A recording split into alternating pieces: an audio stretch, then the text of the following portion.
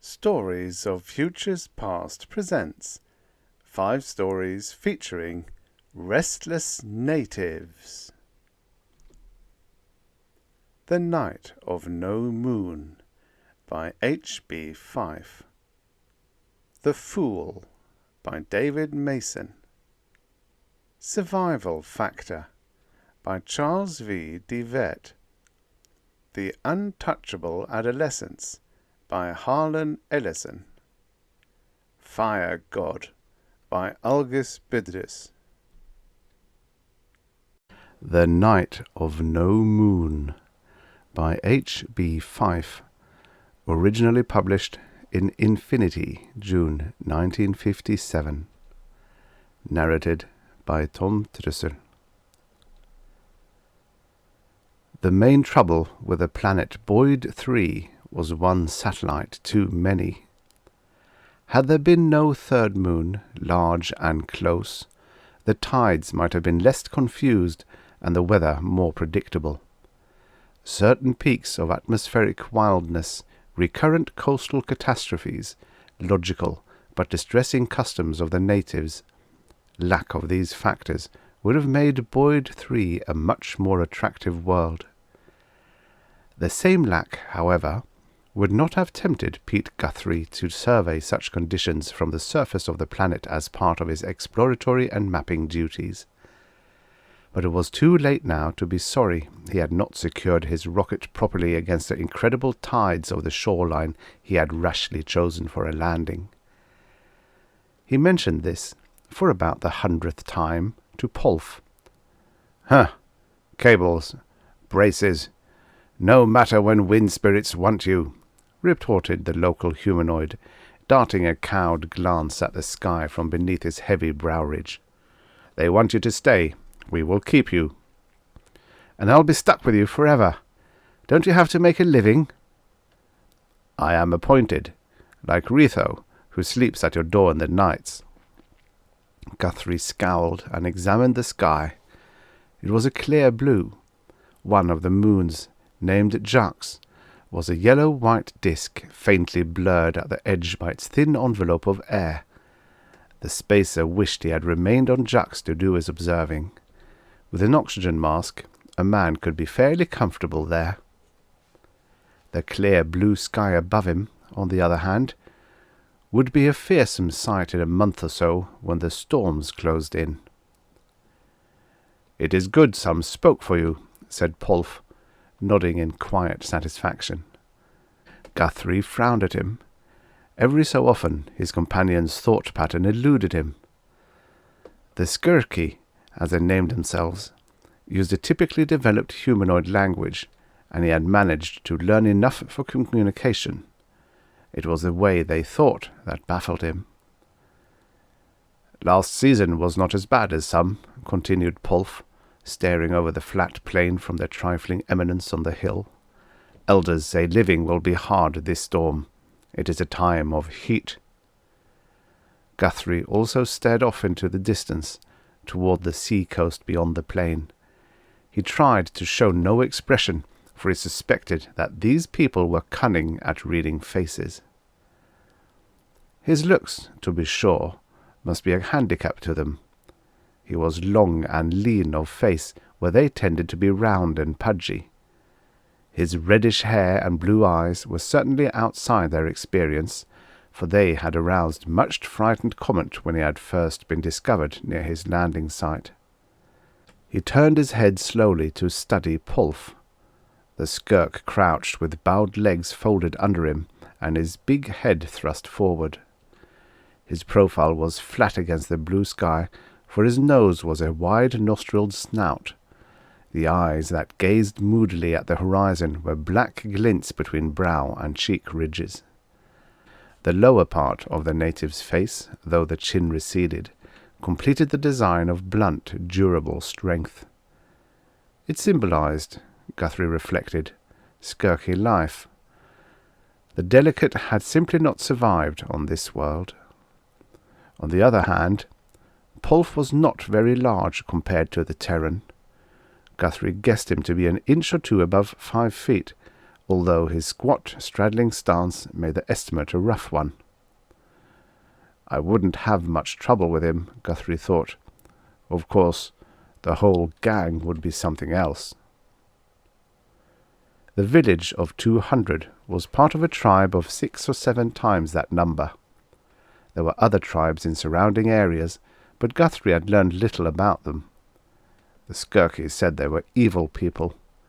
He assumed that meant they treated prisoners with the same eager cruelty he had seen his captors display. I should complain, he reproved himself. If not them, it might have been me. I wonder when the service will check about the reports I'm not sending. Gah, explained Polf, springing half erect and assuming a bare-toothed posture of defence. His naturally tanned face flushed to an alarming coppery hue, a process Guthrie had previously observed when village arguments came to blows. The flaring light streaked deliberately across the sky, pulsing repeatedly, and descended in a direction Guthrie fancied was southeast. He realized that he, too, had risen at the sight. He turned to follow the vapour trail in the sky, and noticed that the lower end wavered erratically. "That's no meteor," he muttered. "But look at the knotheads. If they land that way, they'll spread like a ton of boiling butter, and I'll never get away." He realized that Polf had scampered back after a few steps downhill, and was now crouched at Guthrie's feet more like an animal than a man. The Skirk uttered a sound between a snarl and a whimper. "Get up, Polf," said Guthrie. "It's a spaceship. I told you what mine was like. Go tell the elders. They will think well of the bearer of such news." Polf bobbed his thick head and took a step downhill. Then duty halted him. "Oh, all right, I'll come with you," sighed Guthrie. "Maybe they'll appoint us to lead the search if you tell them there will be other Terrans." He hoped that there would be other live Terrans. Even more, he hoped that the ship would be in good condition. He was good and tired of Boyd 3. 2 days later, about noon, a sound of excited voices approaching roused Guthrie and his shadow, neither of whom had been permitted to join the search. They sat up where they had been sunning themselves on the roof of the house. "They're back!" exclaimed Guthrie, poking Polf eagerly. Then, as he caught sight of the 2 taller figures with his search party, he slid down from the roof and started to run as soon as he hit the ground. Polf let out a squeak and tumbled in pursuit. By the time Guthrie and his shadow reached the end of the single irregular street boasted by the village, the new arrivals had been surrounded by half of the population. At first, Guthrie found his approach deliberately blocked by several of the village elders. "What do you fear in this moment?" he snarled in Skirky as he shoved his way through the inner ranks. "Who else will tell you what they say?" He managed to jab old Kilkie on the side of his thick skull with one elbow, a limited satisfaction because Kilkie ranked only about 4th in the Council of Elders.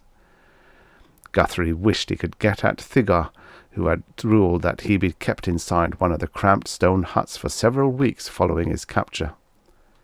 Kilkie rubbed the knobby side of his head philosophically and said, "How we know they are not good spirits called to steal you back to the sky, Guthrie?" "Huh," snorted the Terran, pointing to the dishevelled pair with a search party. "They don't look like good spirits to me." "That is what you say," grunted Kilkie. "Maybe we burn, then be sure." The man was Guthrie's height, or an inch taller, and broad of shoulder. He had a strong face with bold, regular features slightly spoiled by a thick stub of a nose. High cheekbones gave his eyes a masked expression. Though sweat-darkened, his hair appeared to be blonde and wavy.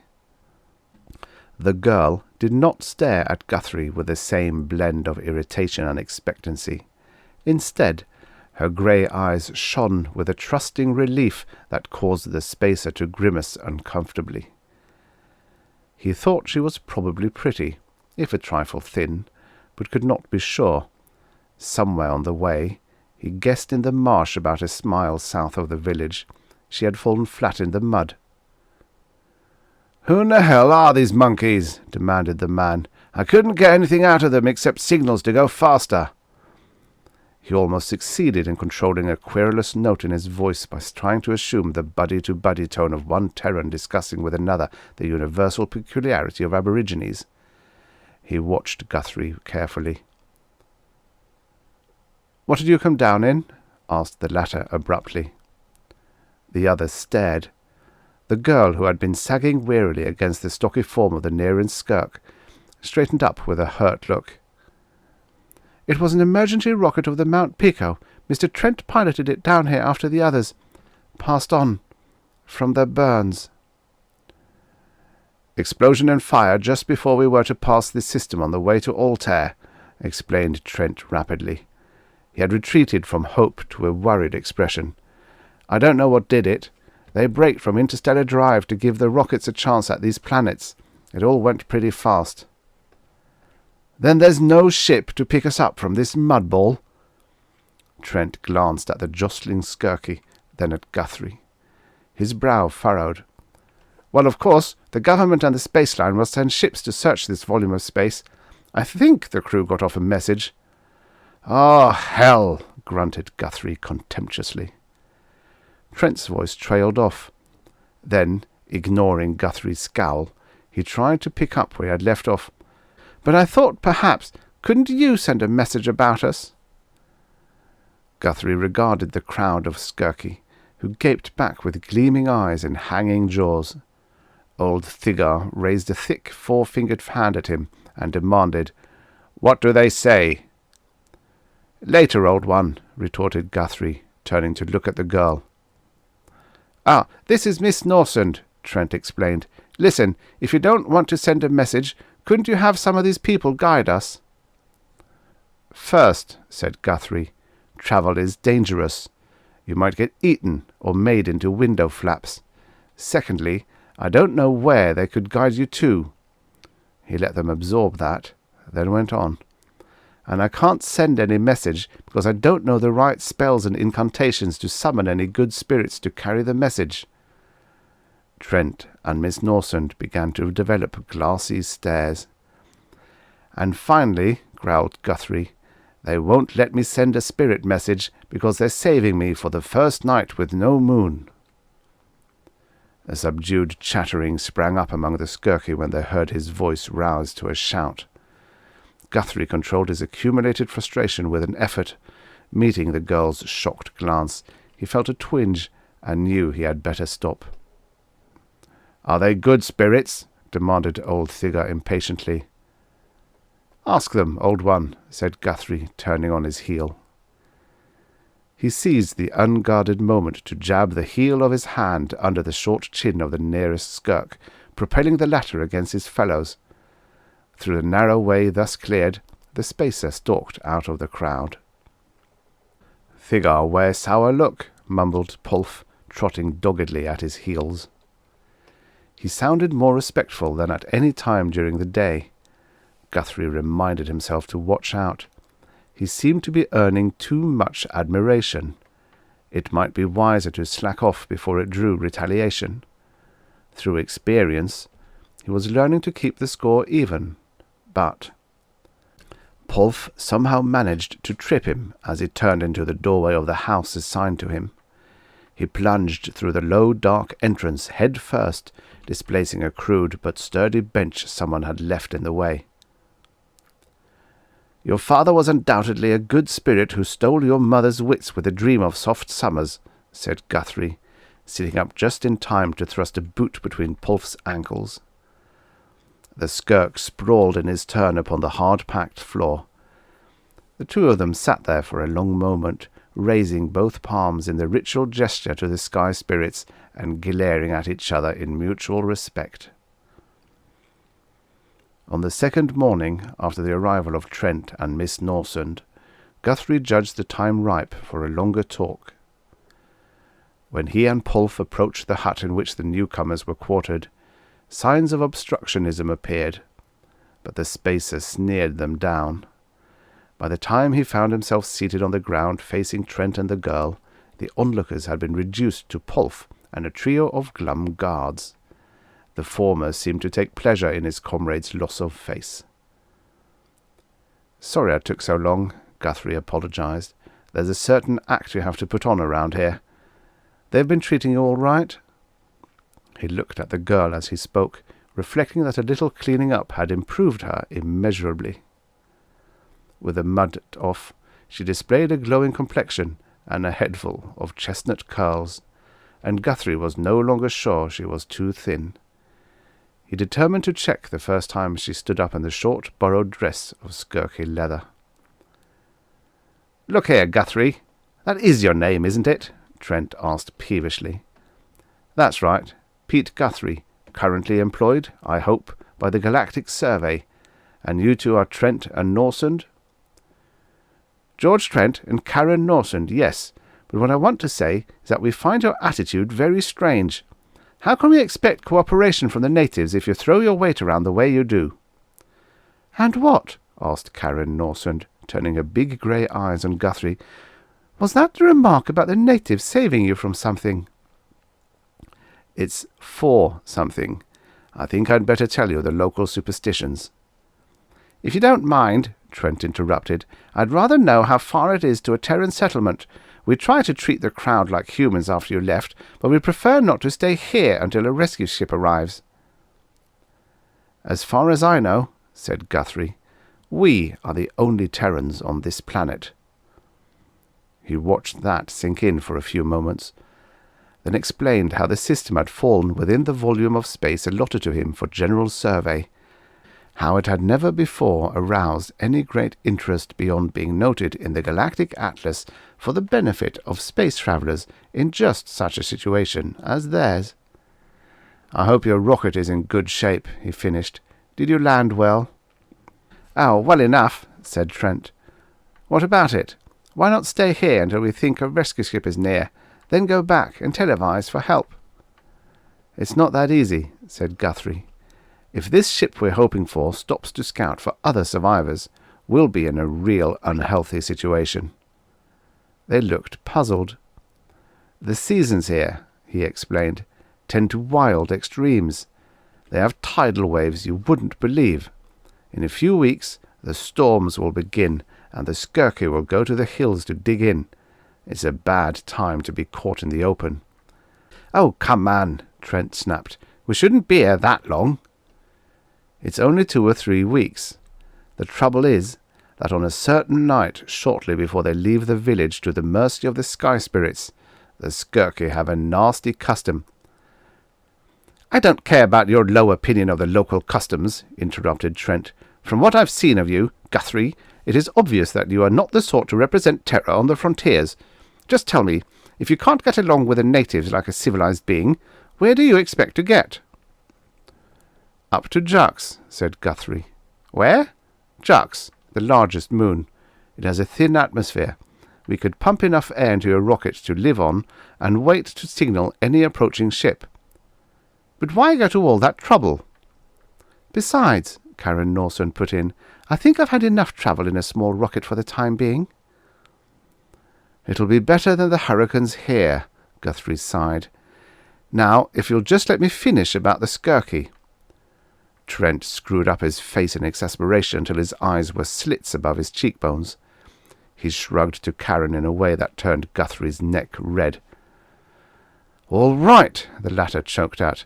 "You seem to want to make me look narrow-minded. Wait till you know the skirky. They believe very seriously in these sky spirits. They try to buy them off to save the village and their own skins, and they pay in blood." He waited for the shocked exclamations, the suspicion, then the exchange of glances that agreed to further consideration. "Until you two came along, I was the goat. Now there are 3 of us to choose from, but your rocket gives us the means to make a run for it." They thought that over for a few minutes. "How do you know they won't use all 3 of us?" shuddered Karen. "The skirky have learned to be frugal. They'll save something for next season. Otherwise, they'd have to raid some other tribe, or elect one of them." "But before then, either a rescue ship or one from the survey will have arrived, don't you think?" suggested Trent. What are you getting at? Well, this. Assuming that you're not exaggerating your distrust of the natives, if they actually feel it necessary to, sacrifice to these sky spirits, that will still leave the remaining two of us a good chance. Guthrie wiped a hand slowly over his face. He glanced out of the corner of his eye at Polf and the skirky guards, wondering if they could guess the drift of the conversation. "And what will your next idea be?" he demanded bitterly. "Want us to draw straws to see which of us goes out and commits harakiri for them?" Now, we must be realistic. After all, nothing serious may come of this, merely because you and the natives share a mutual antipathy." "You make me sick," growled Guthrie, rising to his feet. "I don't know what you mean." "But I know what you're figuring," said the spacer. "The excuse will be that you're willing to take your chance with a skirky choice, or that you don't want to stir up trouble because of the girl, but actually you think I'm the natural candidate." "Mr. Guthrie!" exclaimed Karen, jumping up. "Pardon me, I have to go and commune with the spirits of the sky." He pivoted toward the street and bounced off one of the guards who had crept closer to eavesdrop. Automatically, he shoved the skirk into the wall. Behind him, he heard a muttered curse in skirky, then another thud as a thick skull clunked yet again into the wall. He deduced that Polf was following both his footsteps and his example. They walked out toward the hill where he and Polf had sat the day the rocket had flared down from the sky. Two pale crescents hovered on the horizon. "There will still be Yiv in the night," muttered Polf, "but soon he will follow Jux, and there will be no moon. Then come storms." Guthrie recalled his surprise at the natives' awareness of Yiv, a small satellite whose distance made it appear merely an enormous star. He had noted it from space, but they must have realized its nature from regular observation. They walked a few minutes, then Polf peered slyly at him. "I think these sky ones good spirits, not like you." "What do you mean?" asked the other suspiciously. "When in hard talk, you get red in face, almost like human. They not. The she-spirit a little, yes, but the other, I think he is best spirit of all." "Ah, what do you know about Terrans?" demanded Guthrie uncertainly. "What are Terrans?" Polf leered at the effort to take him in by a trick name. "You, Guthrie, you act like us. You learn fear evil spirits like smart man. Maybe was trick of good ones. Send you here so we make mistake." Guthrie stared down at the stocky skirk, trying to follow that chain of thought, and wondering how many in the village would find it logical. "Most of them, I'm afraid," he thought. "I wonder, what if I just kept quiet and let him dig his own grave? If I read Trent right, he'll do it." They sat for a while on the crest of the low hill. In the warmth of the sun, Polf seemed not to mind Guthrie's brooding. Patience was a skirky forte. At times, the spacer pitied the natives with their harsh and precarious life. Maybe something could be done here, he reflected. A good, thorough survey would tell. After all, GS engineers have controlled temperatures on some planets by diverting a few ocean currents, and there's cloud seeding. "Huh," he grunted, already thinking as if I were safe on Jux. He began to question Polf as to what the search party had reported, and derived a good idea of the route to the rocket. Tortuous details of skirky trail directions baffled him every few minutes, so that it was twilight before he was satisfied that he could find the craft on his own. With Polf trailing, he strolled thoughtfully to his quarters, bracing for supper of fish or lizard. At intervals during the next 3 days, he saw the new couple about the village. Trent, especially, did not seem eager to speak to him, and they were always accompanied by at least one skirky couple. In a moment of relaxation, Guthrie permitted himself to observe Karen with pleasure when she appeared in her own clothes. With the mud washed out, it became apparent that she had been wearing a smart pair of lounging pyjamas when interrupted by the Spaceliner's alarm. Trent had also cleaned his sport shirt and baggy slacks, and now went about, making himself buoyantly pleasant to the natives. Once or twice, turning away from this spectacle with a frown, Guthrie chanced to encounter the black analytical stare of old Thiggar. A sardonic grin quirked the elder's wide mouth. "Rethro told me Trent learned speak skirky fast," Polf reported, glintering eyes nearly hidden by the contortion that passed for a smile on skirky faces. "So he can tell what a good man he is. He says he's kind. He says he's friend. You would laugh, Guthrie. He called you names." "So will he laugh," growled Guthrie, on the other side of his face. "He's begging for it, all right." He chewed his lip for a moment, then shrugged. With a nod to Polf, he started down the street to the huts assigned to Trent and Karen. He found the girl behind the squat stone house, doing her best to comb out a mop of freshly washed chestnut hair. "You do better to leave some mud in it," he advised her. This drew a hard grey stare. Guthrie turned to Polf. "Can't you do something with this one sitting beside her?" he demanded. Polf grinned, showing a sturdy set of broad teeth. "It would be like sacrifice to those who sent down these others," he said. "Last night, when leaving Rethro at your door, I killed Chiver lizard in street, with club, but it was only a little blood, and we are full of thanks." After a few minutes of conversation under the glowering gaze of the Terran girl, he enticed the skirky woman around the corner toward the entrance of the hut. Guthrie turned to Karen. "Listen," he said urgently. "What is this I hear about Trent going around like a cockeyed goodwill ambassador?" "I can't help what he does," Karen said defensively. She had trouble meeting his eye. "I told him I didn't think he should talk that way, but he said, well, that you—" "I can imagine," said Guthrie. "Well, he'd better stop it, and not on my account. This is a queer, dangerous place."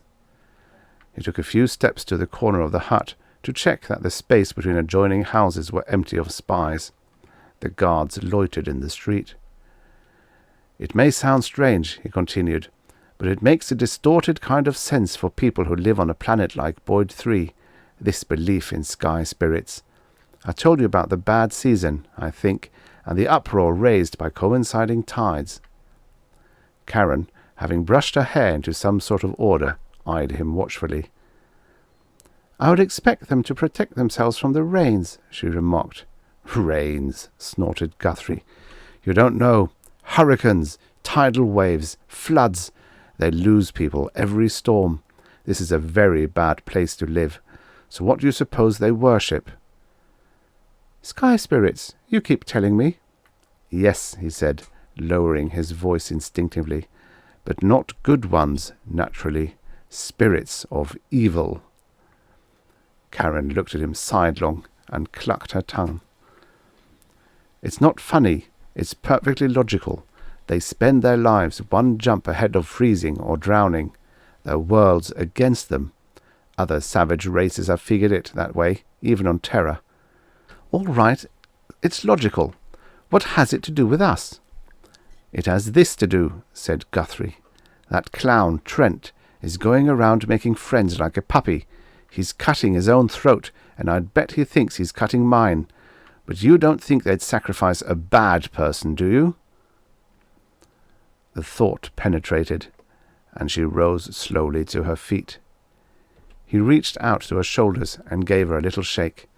"The Skirky spend weeks before the stormy season making sure the evil spirits notice what nasty people they are, like Terran kids before Christmas, in reverse. And there's that apple polisher making a gilded saint of himself while the natives are spitting in their friends' faces and trying to steal their wives or cheat old Thiggar on their taxes." The girl stared at him in horror. The flesh of her shoulders was soft but firm under his fingers. He suddenly wished there were no Skirky hanging about. Suddenly, Karen's grey eyes widened with a new wariness. "Let's go," she ordered. "Maybe I shouldn't," Guthrie teased her. "Maybe I ought to let the Skirky see that you have claws. It would help your reputation here." She began to struggle, and he had a hard time holding her, but somehow hated to let go. He was conscious of a padding of feet in the alleyway as a couple of guards drifted in from the street. Karen tried kicking him in the shin, then wound the fingers of one hand in his hair and yanked. Guthrie, who had by then clasped both hands in the small of her back, let go with his left to grab her wrist. Immediately the nails of her other hand raked past his right eye. He muttered a curse, let go completely as he felt a sudden fury well up in him, then grabbed a handful of her long hair in his left hand. He half raised his other hand, undecided whether to slap or let her go. She screwed up her face and tried to turn away. "Guthrie!" shouted a man's voice. Trent ran between the huts, trailed by a score of Skirky. "Well, this ought to be it," thought Guthrie, releasing the girl. "He can't let this pass. I suppose I'll have a poke in the snoot coming." Trent hauled Karen aside protectively, frowning at Guthrie. The latter stood with his hands waist-high, shoulders slightly forward, waiting. Watching Trent's eyes, he saw them flicker toward the expectant Skirky. "I realize that there can be only one explanation, Guthrie," said the other, "but this is obviously neither the time nor place to argue it." "I didn't offer an explanation," said Guthrie, ashamed but irritated. "We are being observed," Trent reminded. "Show a little Terran dignity." He raised his chin with dignity and Guthrie punched it as hard as he could. Thinking it over later, he realized that he had entirely wasted the quick feint with his left. Trent was still posing as a saint when Guthrie's fist sent him flying into the solid stone and clay wall of the house behind him. The spacer stared at Trent as the man slid limply down the wall to a sitting position. He flexed his numbed fingers thoughtfully as Trent peered glassily up at him without seeming to know where he was. Karen slipped behind a rank of thick-shouldered Skirky as a hum of comment began to rise from the gathering. Guthrie turned and pushed his way through to the street. Out of habit, he took the direction to his quarters, vaguely aware that Polf had reappeared to follow him. Disgusted with himself, he tried to see Karen's side of it. "I must have looked just wonderful," he told himself. "I think I might have really tried it. Guess she saw that in my face, so I can't blame her for ducking. How could I? This place is getting me. Pretty soon I'll be a first-class skirk." He kicked moodily at the dust outside his doorway, then climbed the projecting stones at the corner. Polf grunted and followed him up to the roof. "He is too good," said the skirk. "It will be easy. I will do it for you with Retho. My brother Craw will come too." "Do what?" asked Guthrie. "Steal his woman for you tonight. It will be a bad thing to do, and the best time to do it. Elders say no moon tonight." "But what makes you think—" "Your face. Do not say to Polf you not want, and if you not admit she is his woman, it is not bad enough a thing to do." "You don't understand, Polf," said the spacer. "I couldn't. That is, it's not the same for me." "My God," he thought, "I'm beginning to sound like Trent." "The storms come," murmured Polf. "You want the wrong spirits for friends. If it is tonight, elders stay with Trent. Will be easy." "Won't you have to be there? And your friends?" "Gah!" exclaimed Polf. "Whole dumb village be there. What better time to do bigger spirit work? You want Thigga steal her first." Guthrie sat up abruptly and almost slid from the roof. "Well, why not?" he muttered after a moment. "She must have warned Trent by now. If he can't think of a way out, I'd better save what can be saved. That was his own idea. I can't help it if he wouldn't listen to me." It did not sound quite right to him, but time was running out. The thought of being transformed lingeringly into a few pounds of hacked and burnt meat crossed his mind once again, and he could feel himself beginning to sweat. He glanced over his shoulder at the broad, expectant face. "All right," he whispered. "Tell Retho and your brother." "What else can I do?" he asked himself. "If it has to be one of us." Later, he tried to convince himself that he could sleep for a few hours. Still later, following Polf down the torch-lit street, trying to look nonchalant before the unusual gathering of Skirky, he asked himself again, "What else can I do?" He avoided the amused glint in old Thigger's eyes. The doing drove out the thought, and it was some hours before it occurred to him again. When it did, he was stumbling up a pitch-black slope miles to the south of the village. Behind him, he could hear the sounds of panting and of dragging footsteps as Karen, Polf, and 2 other Skirky followed. The slope levelled off to a plateau. Something too big and solid to be a tree loomed up against the horizon. "There it is!" Guthrie gasped. The darkness was relieved only slightly by the stars, but there was no mistaking that silhouette. Guthrie stumbled the last 100 yards and came to a halt beside one big fin. He stretched out a hand and accounted for the others by touch as they arrived. The rocket was canted slightly because one of the fins had sunk a little way into the ground, and the hatch halfway up the hull had been left open with an exit ladder extended to the surface. "We'd better catch our wind before trying to climb up," he said. He knelt on the grassy ground and rolled wearily over to a sitting position. "How could I do it?" he murmured. "What? You speak wrong talk, Guthrie," panted Polf, "like you talk to the good one before they start celebration. What you say to fool him?" "What does he say?" whispered Karen anxiously. "He wants to know what I said to Trent," he answered, tugging the frayed cuff of his trousers away from his leg. He seemed to be mud to the knees. "When you came along as he was getting ready for the ceremony, you told him to dump the fancy costume and run for it." "I did?" mused Guthrie. "Yes, I forgot. Well, he wouldn't listen, would he?" "No, and he wanted me to go with him. You got mad because he thought they were taking him into the tribe." "He's being taken all right," muttered Guthrie. "There's no moon up yet." He crawled to his feet and groped through the dark to the ladder. "What are you doing?" asked Karen. "Gonna take a look. Hope there's fuel to bounce her off this mud ball." He told Polf of his intention and began to climb. The metal rungs were cold. Reaching the open airlock, he swung himself inside the cramped chamber and closed the outer hatch in order to open the inner. Lights came on automatically. He found a shorter ladder inside and climbed up to the passenger compartment. There were padded seats for about 24 people, well packed, but they had swung to an upright position for landing. Guthrie climbed them to the pilot's position, where he seated himself to look over the instruments. "Phew!" he exclaimed. "This can has just enough to get along on." After noting the amount of fuel left in the tanks, he searched the drawers of the little control desk for information. He discovered a booklet of data on the rocket and a set of simple charts. To these, he added his memory of the mass calculated for Boyd 3 back when he had facilities for such work. "We ought to get off okay," he told himself. "My God, a hand-crank calculator! They don't waste power in these things. Well, later." There was power provided, he saw, for beacon and auto radio, as well as for a few essentials like ventilation. A distress call could be broadcast automatically at intervals regulated to economize on power, and the same could be done with a beacon. He looked up details in the booklet.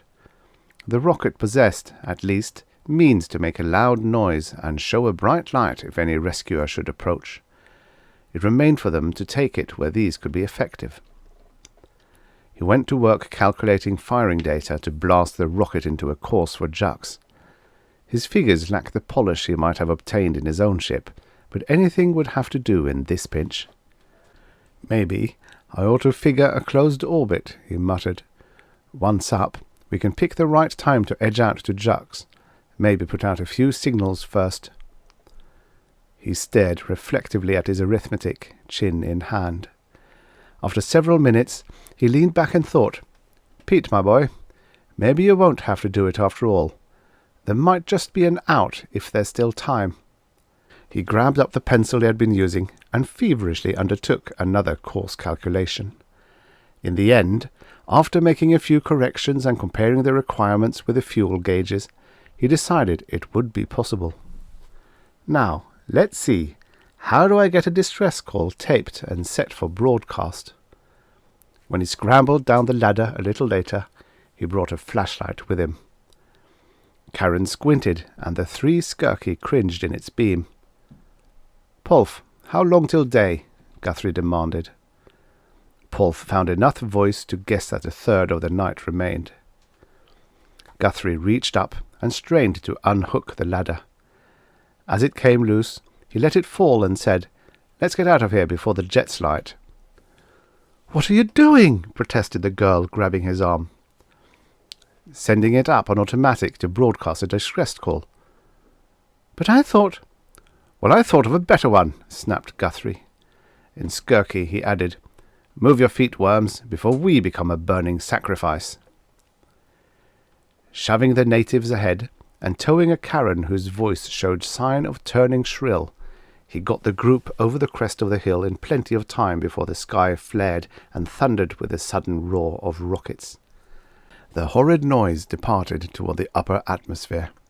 Presently, Guthrie's eyes readjusted to the dark until he could make out the trees through which they had groped and bumped heads an hour earlier. "Might as well start," he said. "We might make it back in time for lunch." "But the rocket!" wailed Karen. "After that awful trip to find it." "I set the controls," he explained, "to blast it up into an orbit around the planet where it can broadcast our location until we pick it up." "Oh," said Karen. "Well, I hope you can handle your friends till then." "We should be able to see it in a little while. I set the controls to flop it over when it's high enough and send it around east to west." "Why?" "So it will match the apparent motions of the moons." Karen walked perhaps 20 steps in silence, then stopped dead. "Guthrie, do you really mean we can see it?" "Sure. I did it a bit roughly, but I'm hoping for under 2,000 miles in 2 or 3 periods a night. Even when it isn't catching any sunlight, that beacon ought to show. Dimmer than Yiv, maybe, but moving and easy to spot." With the flashlight, making their way through the woods took less time. They were halfway across a grassy plain when Pulf exclaimed and pointed to the sky. Guthrie whooped. "There's a moon for tonight," he yelled, "and every night for quite some time until the pulls of the real ones spoil its orbit." He felt so good that he threw an arm about Karen's waist. It must have felt good to her too, for instead of pulling away, she leaned closer. "They'll wait now, won't they?" she asked. "I mean, unless there's no moon? Wait till George finds out what you've done for him." "I don't know why I'm so good to him when I like that Skirky better," said Guthrie. "Of course, we can't explain until I think up a suitably rotten excuse, or it would ruin my reputation with them." They stood motionless for a few minutes, watching the bright light creep perceptibly along its path in the heavens. "Is it Yiv?" asked Craw, puzzled. "It should not be now." "Gah!" exclaimed Pulf. "You mudhead! Of course it is not Yiv. Our Guthrie has made a new moon. Be grateful to Pulf for bringing you, for we shall be big in the village after this." He looked proudly at Guthrie. The latter turned off the flashlight to see if the sky were actually beginning to show a pre-dawn lightning. "We will be very big," Pulf repeated. "Are we not friends of the evilest spirit of them all?" The end. Subscribe for your daily stories of futures past. And now, for the next story. The Fool by David Mason, originally published in Infinity Science Fiction, August 1956. Narrated by Tom Trussel. The Tarchiki were the universe's worst pupils, and as a teacher, Duncan was a first-rate carpenter. Duncan, now he wasn't the agent just before you. He was here in 2180, a good 30 years back, Earth time. The natives say hundreds of years, but they're a short-lived lot. The way they cut each other throats, it's a wonder any of them live out the lifespan they've got anyway. I came out when Duncan did. Knew him pretty well as anybody could. A perfect fool. Knowing him was a real education. Do anything the other way from the way Duncan did it, and you'd be all right. You wouldn't think it to look at him. Well set-up man, around 30 when he got here. Intelligent face, good talker. Had a degree, but a fool. Seemed as if he couldn't do anything right. He told me once that he'd been married, and that it had broken up. He more or less implied that his wife had gotten sick of little things, broken dishes, tactless remarks, carelessness. You wouldn't think that would be enough to break up a marriage, but you've got no idea how that sort of thing can add up. I was clerking from him then. I swear I did all the work. I had to. He couldn't add, he couldn't file a record, and couldn't have found one if he had managed somehow to put it away. I took agents' inventories. I did most of the trading with the native chiefs. I did everything.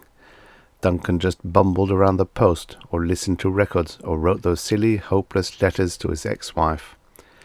He was trying to get her to come back to him. How do I know? Well, who do you think worked the subspace transmitter, as well as doing everything else? The native thing really annoyed me, though, because it was dangerous.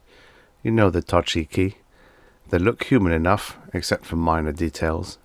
When it comes to a Tarchik female, I'll overlook the green skin and the pointed ears every time. But they aren't entirely like us. They have a liking for war and torture that's really sickening. Our ancestors, oh now really, you're talking just like Duncan. That was always his apology for them. He said our own ancestors were pretty bad too.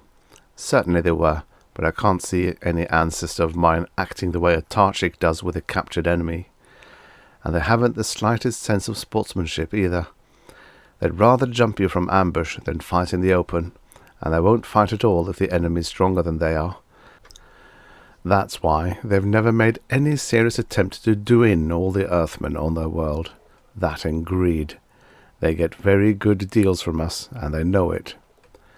Anyway, I'm sure none of my ancestors ever acted like that. But Duncan was always ready to forgive a Tarchik anything. That used to upset the hell out of them, too, because they expect to be punished when they're caught at anything.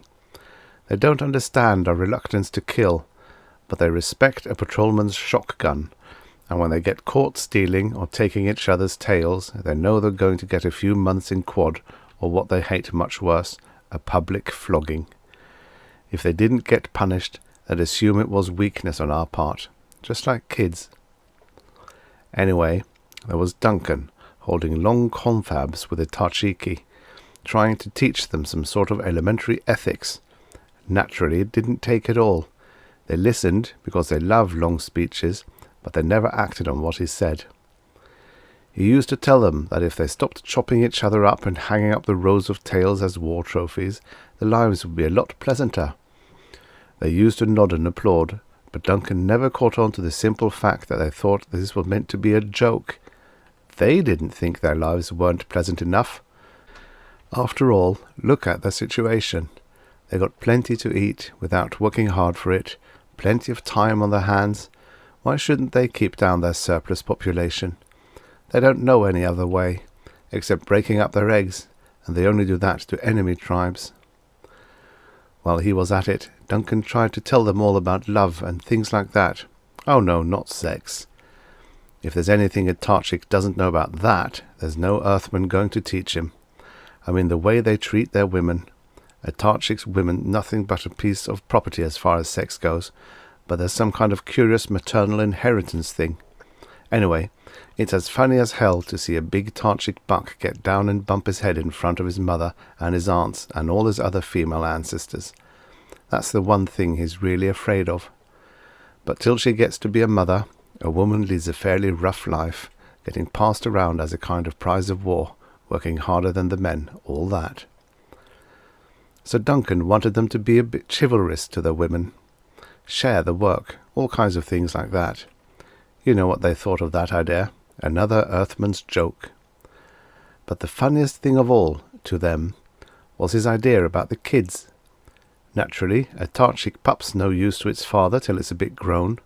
Then, if it's a boy, the old man teaches it to drink smussy and file its teeth, and go out ambushing and cutting tails with the other noble savages.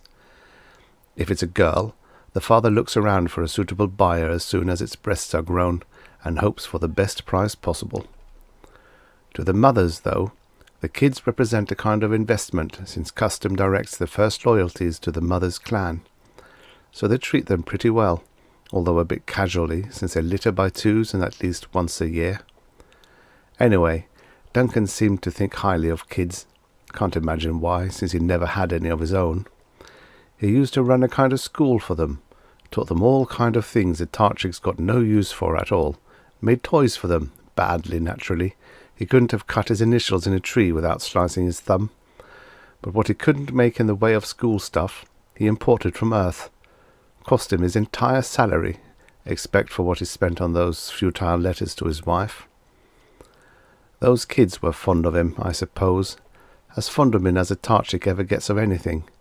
They even kept the school foolishness going a while afterward, but I think it's gone now. Anything that fool Duncan said, the Tarchiki thought was a great joke. They wouldn't have hurt his feelings for anything, for fear he'd quit telling them tall stories. They told him quite a few things too. He wrote it all down, in dead earnest, as if their fairy tales and drum poems had any value. I sent the whole lot off to his wife after it happened. I think it got lost in transit. I never heard from her anyway, or she may have thrown it all away. I can't imagine what else you could do with such a pile of nonsense. As a matter of fact, that's what led up to it, those damned legends. Duncan got interested in their religion. Never do that, boy. Let 'em all have their ghost stories and wooden gods, and never fool around with their idea of what makes the planet go round. The Tarchiks have a lot of small time fetishes, but they also have one big god, a fat one made out of stone, out in the jungle over near Mount Clark. Every so often they all go up in a body and pay him a visit, and they take along any spare pups, usually extra girl children or prisoners from other tribes. This god, Kachan his name is, I think, likes children too. He likes them best roasted, like birds on a spit. Charming deity. Anyway, when Duncan found out about Kachan, he got very upset. He went blazing out there to Mount Clark, and he blew Kachan all to bits with a grenade. The Tarchiki didn't care for that, naturally. About a week later, Duncan was on his way over to the big village near here to give his Tarchik kids another arithmetic lesson, I suppose. Old Stancha, he was the local religious big shot, a kind of high priest, threw a spear from the bushes, Tarchik fashion, and nailed Duncan very neatly. Nailed, yes. That's the way we found him, with his back against a tree. Just another case of a man's foolishness catching up with him. But Duncan hasn't stopped giving us trouble yet, dead or not. First thing that happened was that old Stancha came into the post, demanding to be executed. He claimed he'd made a big mistake killing Duncan, the biggest mistake of his life. I never could figure out what he meant. It seemed to have something to do with what Duncan said to him just before he died. Well, if Stancha had kept his mouth shut, we'd have no case at all, which would have been just fine with me. I was agent in Duncan's place, and I was out to see to it that business stayed good and got better. Can't annoy the natives by executing their high priest and expect good trade. But I couldn't very well let Stancha go either, once he'd confessed. So I had him tried, all proper and correct, and executed him in due form. Next thing I knew, the Tarchiks were putting Kachan back together again. They were all up there, pulling a great big new version, and having a first-class party at the same time. These parties generally lead to a tail-hunting expedition, so I expected some trouble. But it didn't this time. There was plenty of noise, though. The Tochiki never do anything quietly, and this seemed to be an occasion. What with drums, bagpipes, wailing and howling, there wasn't a bird would roost for 20 miles around. When they got all through, I went up to look over the new statue out of curiosity, and because I'd heard that they hadn't sacrificed a single pup. I thought there must be something queer about catcher number 2. There was. It was Duncan. They'd given him a tail, and he looked more like a Tarchik than an Earthman, but the face was unmistakable. They aren't half-bad carvers, you know, and they'd really spread themselves this time. The thing was 40 feet tall, and it stood on a rock platform, with some words carved in that lettering Duncan had taught them to use. The words were something Duncan was supposed to have said as he was dying. I never could read that stuff really well. All I got out of the thing was that Duncan was forgiving the old murderer because he didn't know what he was doing. Pure nonsense, of course, but you don't expect a dying man to make sense, and particularly not Duncan. But it seems those words were what had caused all the to-do. I found the story in one of those ballads Duncan had collected. Seems that the Tochiki had been expecting a great teacher to show up, who do all sorts of wonderful things for them. Nothing unusual, all primitives have some story like that. But there was something else. The idea was that if the Tochiki listened to this teacher, he'd make them the most important people in the whole world, in the universe, in fact, from the way the thing sounded. Just how wasn't specified. But if they should let him be killed, they would know who he had been because of his last words forgiving them. Naturally, they fitted Duncan right in. Forgiving anybody would be the least likely idea in any Tarchik's mind if he was being speared. So the Tochiki think they'd made a terrible mistake, and they seem bent on spending the rest of time making up for it. It's the leading religion now, and it's the biggest joke I've ever come across. Poor Duncan, wrong-headed as he was about nearly everything else, had a bit of sense in that department. He never had any religious nonsense in him. Anyway, it shows you, doesn't it? I've always said you can learn a little from practically anything. You keep Duncan in mind any time you get to feeling too soft on these natives. He might be a god to these Tochiki, but I'll tell you the real test of whether a man's got any sense. He's dead, I'm alive, and you're alive. That's enough proof for me. The end. Subscribe for your daily stories of futures past. And now, for the next story. Survival Factor by Charles V. de Vet, originally published in Infinity, September 1957. Narrated by Tom Trussel. The survey team was 7 parsecs beyond the rim when the bloodhound picked up their trail. 3 years earlier, the inevitable had happened. The humans of the 10,000 worlds had met another race with a faster-than-light space drive and an expanding population. The contacts had been brief and violent.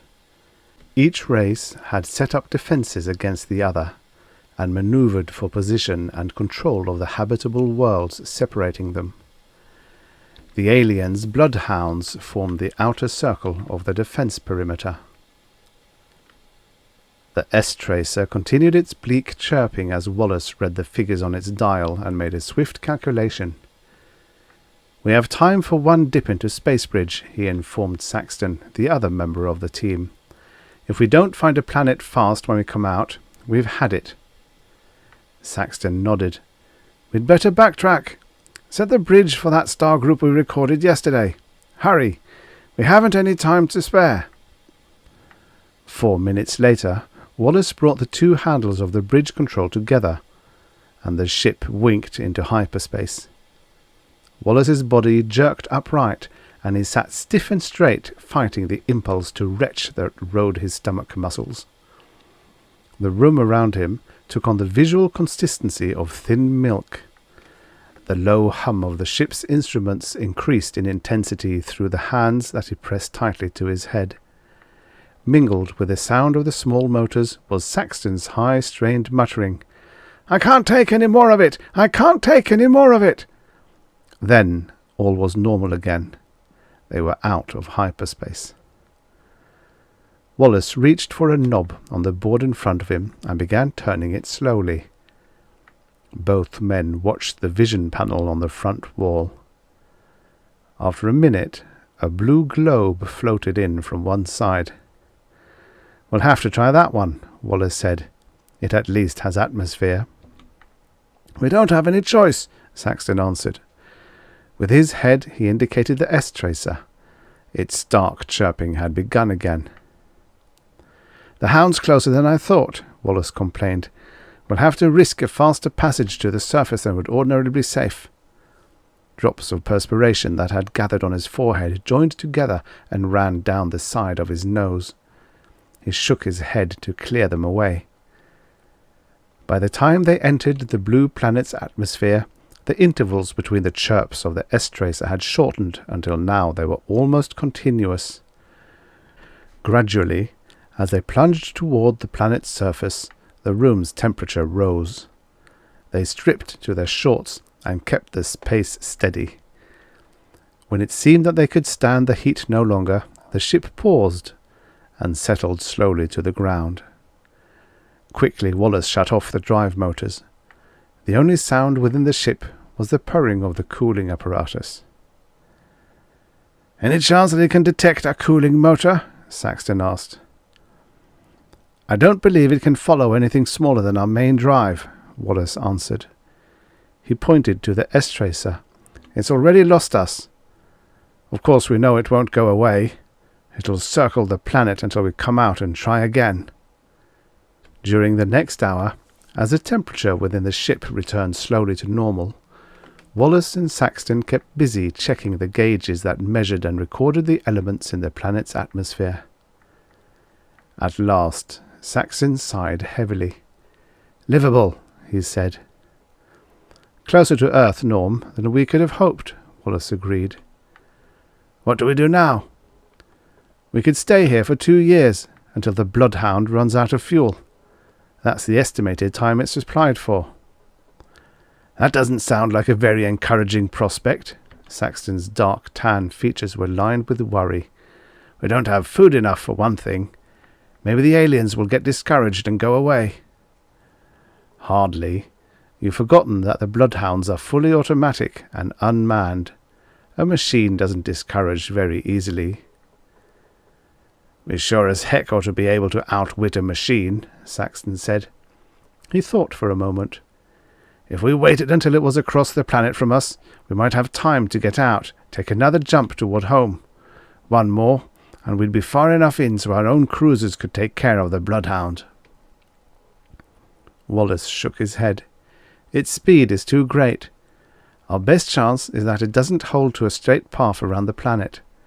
The aliens, not knowing the size of any body we might land on, wouldn't set it for a deadline trajectory. I hope." There was nothing for them to do until the S-tracer had followed the movements of their stalker long enough to make an adequate graph. They decided to go outside while they waited. Wallace and Saxton took only a few steps and stopped in amazement. They had a visitor! The native rose from his kneeling position on the ground and stood erect. Wallace studied the face of the naked, stick-thin savage, trying to penetrate beneath the dirt and grime, beneath the mask of impassive features, to find the quality that held him in questioning immobility. For a moment, he succeeded. It was not high intelligence that he found, but rather an innate conviction of power. A conviction and self-assurance so deep that it needed no demonstration for expression. Wallace glanced at Saxton, where he leaned against the spaceship's ramp, the whites of his eyes contrasting sharply with the black of his clean negroid skin. It was clear that he too sensed the odd quality in the other, and that he was equally unable to decide whether the savage that so incuriously regarded first one, then the other of them, was to be feared, accepted as amicable. but both already realized that this was no ordinary meeting between humans and an outworld native. They were on the verge of an unusual experience. The savage had been kneeling with his forehead touching the ground when they stepped out of the ship. However, now that he stood before them, there was nothing abject in his demeanour. For a long minute he did not speak or make any motion other than to regard them. Casually then, he raised his right hand and touched his chest. "Alfin," he said. The meaning of the gesture was apparent. Wallace readily understood that the savage was giving his name. He touched his own chest. "Ivan," he murmured. The native turned his gaze to Saxton. "Gus," Saxton said, shifting his feet uncomfortably.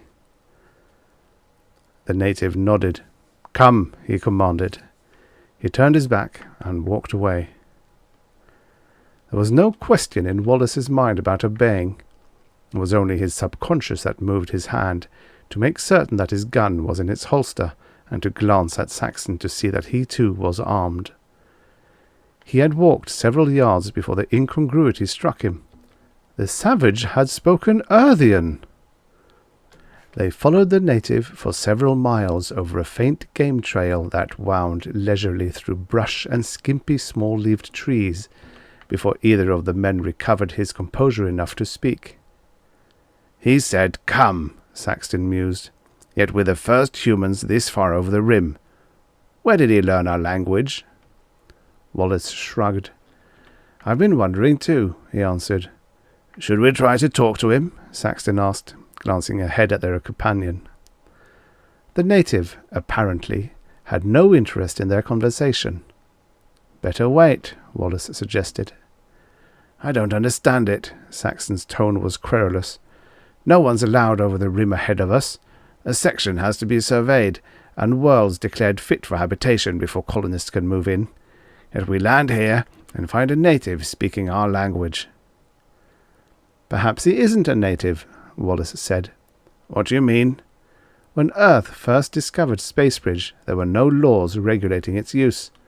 Limits were put on colonizing areas only after some of the early expeditions failed to report back. One of them might have been marooned here." "Then this fellow's human?" "It could be." "If he is, would he be naked?" Saxton asked. "Some of those lost expeditions disappeared as long as 2,000 years ago," Wallace answered. "A colony could have slipped back a long ways in that time." "But not this far," Saxton demurred. "They'd still have some traces of their original culture left." "A one-ship colony would have very limited mechanical resources," Wallace said, "and they'd be isolated here. As soon as the tools and machines they brought with them wore out, they'd be almost impossible to replace. The odds are they'll slip back fast." "I don't know." Clearly, Saxton wasn't satisfied, but he let the subject hang. "When we saw him kneeling on the ground, I thought that he was worshipping us. But since then, he's been acting as if he thought he was the god instead of us." They were halfway across a small clearing now, and before Wallace could answer, the native ahead stopped abruptly. He stood motionless, with his head tilted to one side as though listening. After a moment he motioned them to move to the left. As Wallace and Saxton obeyed, Alfin pointed urgently toward their guns. They drew, and the native turned to stare at the bushes at the far side of the clearing. "What does he want?" Saxton asked. "I don't—" Wallace's answer was cut off as a huge cat, with long stilt-like legs spread wide, sprang out of the bushes directly at them. Wallace and Saxton sprayed the beams of their guns across the cat's chest, burning a wide, smoking gash. The beast landed, sprang again, and died. Saxton let out a long breath of relief. "Close," he said. Wallace stood with a puzzled frown on his face. "How did he know the animal was there?" he asked. "He must have a good sense of hearing," Saxon answered doubtfully. "It can't be that good," Wallace protested. "Maybe this is our chance to get some fresh meat," Saxon said. He drew a knife from his belt and knelt beside the cat's carcass. He made several rapid cuts. After a minute he looked up. "Nothing edible," he said. "Nothing but skin, gristle, and tendons." They walked on. They entered another clearing and found themselves in the midst of a group of naked savages, obviously Alfin's people. "Where did they come from?" Saxon asked, resting his hand on the grip of his gun. Wallace looked this way and shook his head. "No guns," he said. "We'll have to take the chance that they're friendly." Most of the members of the group, Wallace observed, were lying on the ground or idling about at the edges of the small clearing. He counted 23, of both sexes, and varying ages. There was no sign of clothing or ornament on any of them. They were naked, filthy, and nondescript. Yet each had the mark of that quality that had puzzled them in Alfin, the deep inner assurance. A few glanced their way, but without any evidence of an unusual degree of interest. Their attention returned to Alfin. Streaks of sweat had made grey trails on his grimy face, and he gave off an odour that was sharp and rancid. He sat on the ground and motioned for Wallace and Saxton to do the same. Wallace hesitated, then spread his hands resignedly. "This is a strange game," he said. "We'll let him make the first moves." He and Saxton sat down together. Alfin began speaking, without inflection and with few pauses. Some of the individual words sounded faintly familiar, but the two men could make no sense of what he said. "I'm afraid we can't understand you," Wallace told him. In an aside to Saxton, he said, "He won't understand me either, but I don't think we'd better ignore him." Saxton nodded. "I guess you are right about him being human," he said. "Some of those words were definitely Earthian." Alfin raised his voice in a shout. "Ilmar!" One of the women in the centre of the clearing laughed and came toward them. She was stick-thin, as were Alfin and most of the others, and very dirty. As she came near, she smiled. Her teeth were discoloured and rotting. She giggled. Alfin indicated her with a sweep of his arm. "Mate?" he inquired. Wallace felt himself reddening. "Is he offering her to us?" he asked Saxton. "I think so." Saxton smiled uneasily. "It looks like it's our move now." "We'll have to risk offending them." Wallace looked at Alfin and shook his head vigorously. "No, mate," he said. The woman giggled again and walked away. Alfin seemed to have lost interest. He pulled himself jerkily to his feet and went across the clearing to the fire that the two surveyors had noted earlier. A large clay kettle rested on a flat rock over the fire. "There's meat in that kettle," Saxton said, whimsically licking his lips. "I hope he passes some around." "I don't think we should eat any," Wallace cautioned. "Why not?" "You know the saying, one man's meat." "But I'm starved for fresh meat," Saxton argued. "We'll see if we can get him to give us some," Wallace said. "We can take it back to the ship and test it before we eat any." They watched Alfin as he dug in the kettle with a stick and placed the food he speared on a large leaf. He carried it to where an old man sat with his back resting against a tree trunk.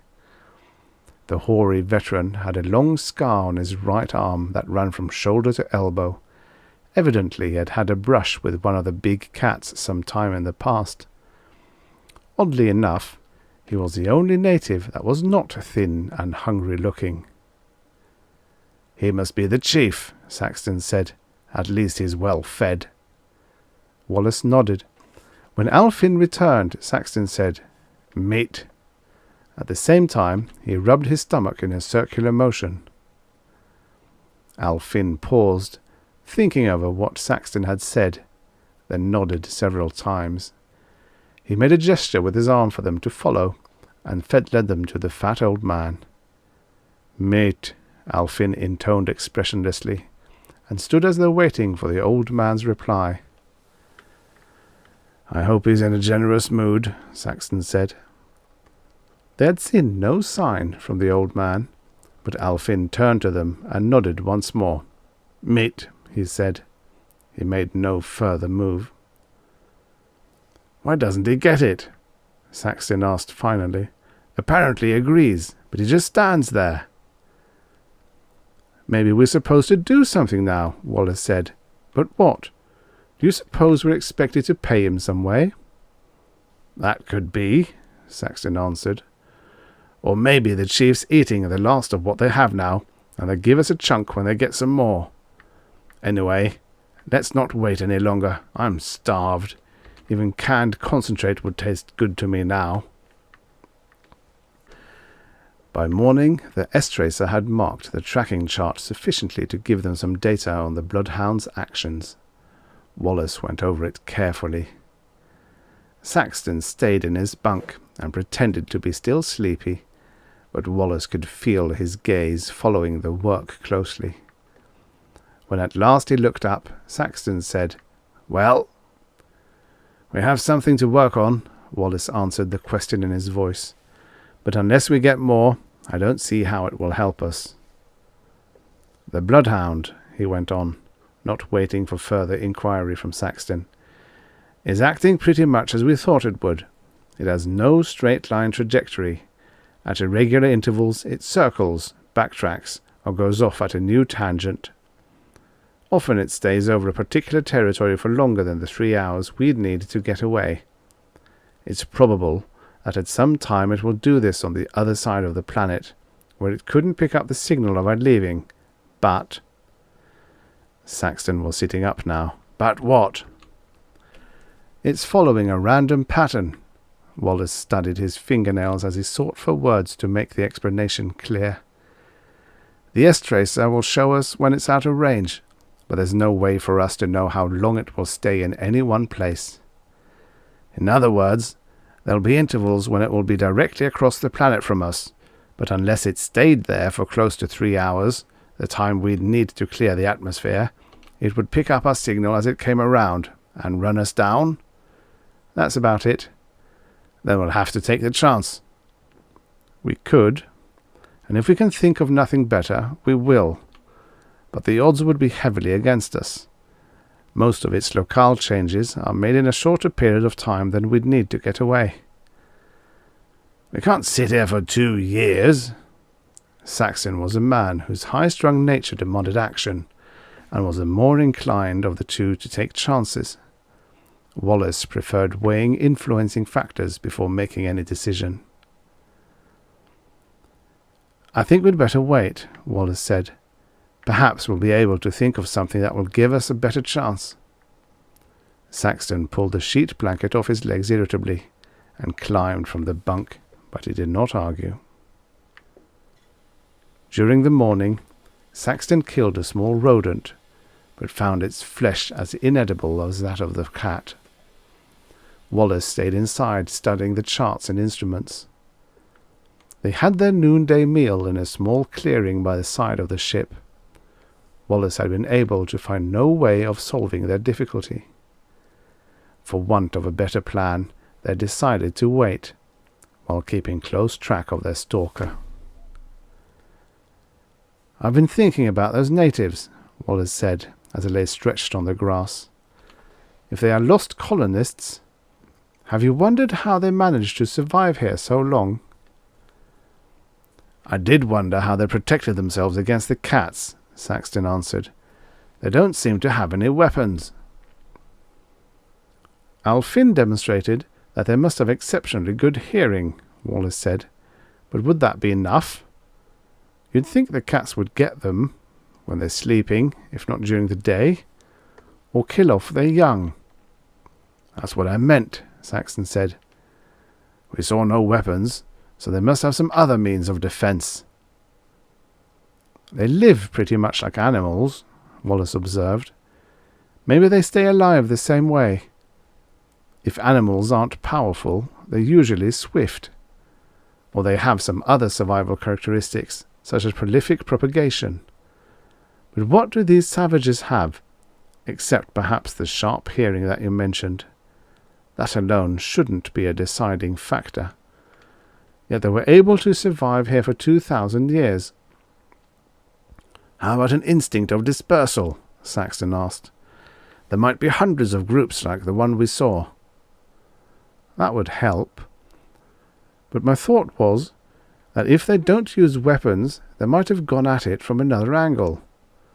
They adjusted themselves, instead of their tools, to their environment. Special ability stuff? Saxton asked.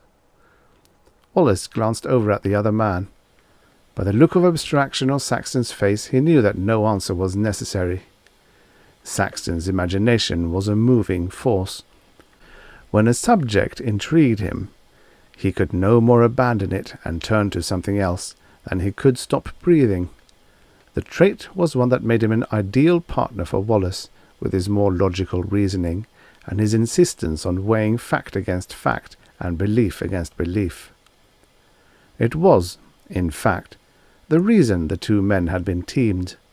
One was the intuitive, the other the harmonizing, controlling factor in their combination. Saxton rose and stretched. I think I'll go inside, he said. I want to poke around in the library a while. Wallace smiled and followed his companion into the ship. This, at least, would take Saxton's mind off their troubles.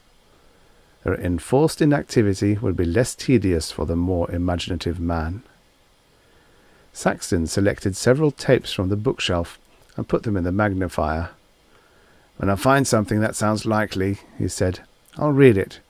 Stop me if you want to discuss anything I find. A half-hour later, Saxton said, Socrates maintained that the fewer our needs, the nearer we resemble gods. Do you suppose Alfin and his tribe are approaching godhood?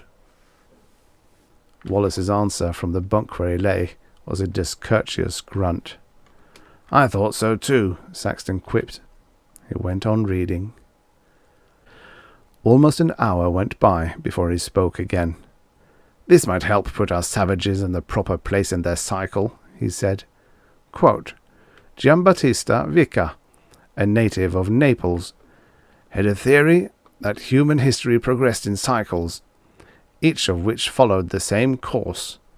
The first move in a civilization began when man, terrified by the forces of nature, invented and worshipped gods in order to placate them. Next, he made up myths of demigods and heroes, and arrived at the idea of kingship. Finally, from kingship he came to democracy, which degenerated into chaos, after which the next cycle started and the process was repeated. Interesting, Wallace said. But even if it fits, I think we understand well enough where these people are in their cycle. What we want now is a clue as to what makes them different. Wallace was about to doze off when Saxton said, Listen to this. In which she first injected the hormone that produces milk in the breasts of nursing mothers into the bloodstream of starved virgin rats, and then introduced newly hatched squabs into their cages. Instead of devouring the luscious meal placed before them, the starved virgin animals acted as tender foster mothers to the helpless creatures. He looked across at Wallace expectantly. I'm afraid I don't, Wallace began. Don't you see? Saxton asked. Something about the food here has made the natives different. We've got to find that food. That might be true also, Wallace answered slowly, but I'm not as interested in finding what caused the difference as I am in finding the difference itself. Find one and you find the other, Saxton argued. He held up his hand as Wallace made as though to speak. Sleep on it, he said. Maybe we'll have some ideas by tomorrow. They were able to extract no new clues from the tracking of the bloodhound by the next forenoon. Neither man could arrive at any means of thwarting the alien machine. Wallace had checked the graph track minutely, looking for signs of a cycle or cycles in its movements. He ended up convinced that none existed. It apparently operated entirely at random. At the midday meal, Saxton suggested, "Let's pay those fellows in the woods another visit." "We may as well," Wallace agreed. "We're helpless here until we can come up with some new idea." They finished eating and strapped on their sidearms. They were not certain that the path they took through the woods was the same they had taken with Al Finn 2 days before, but at least it led in the same general direction. An hour later, they were lost.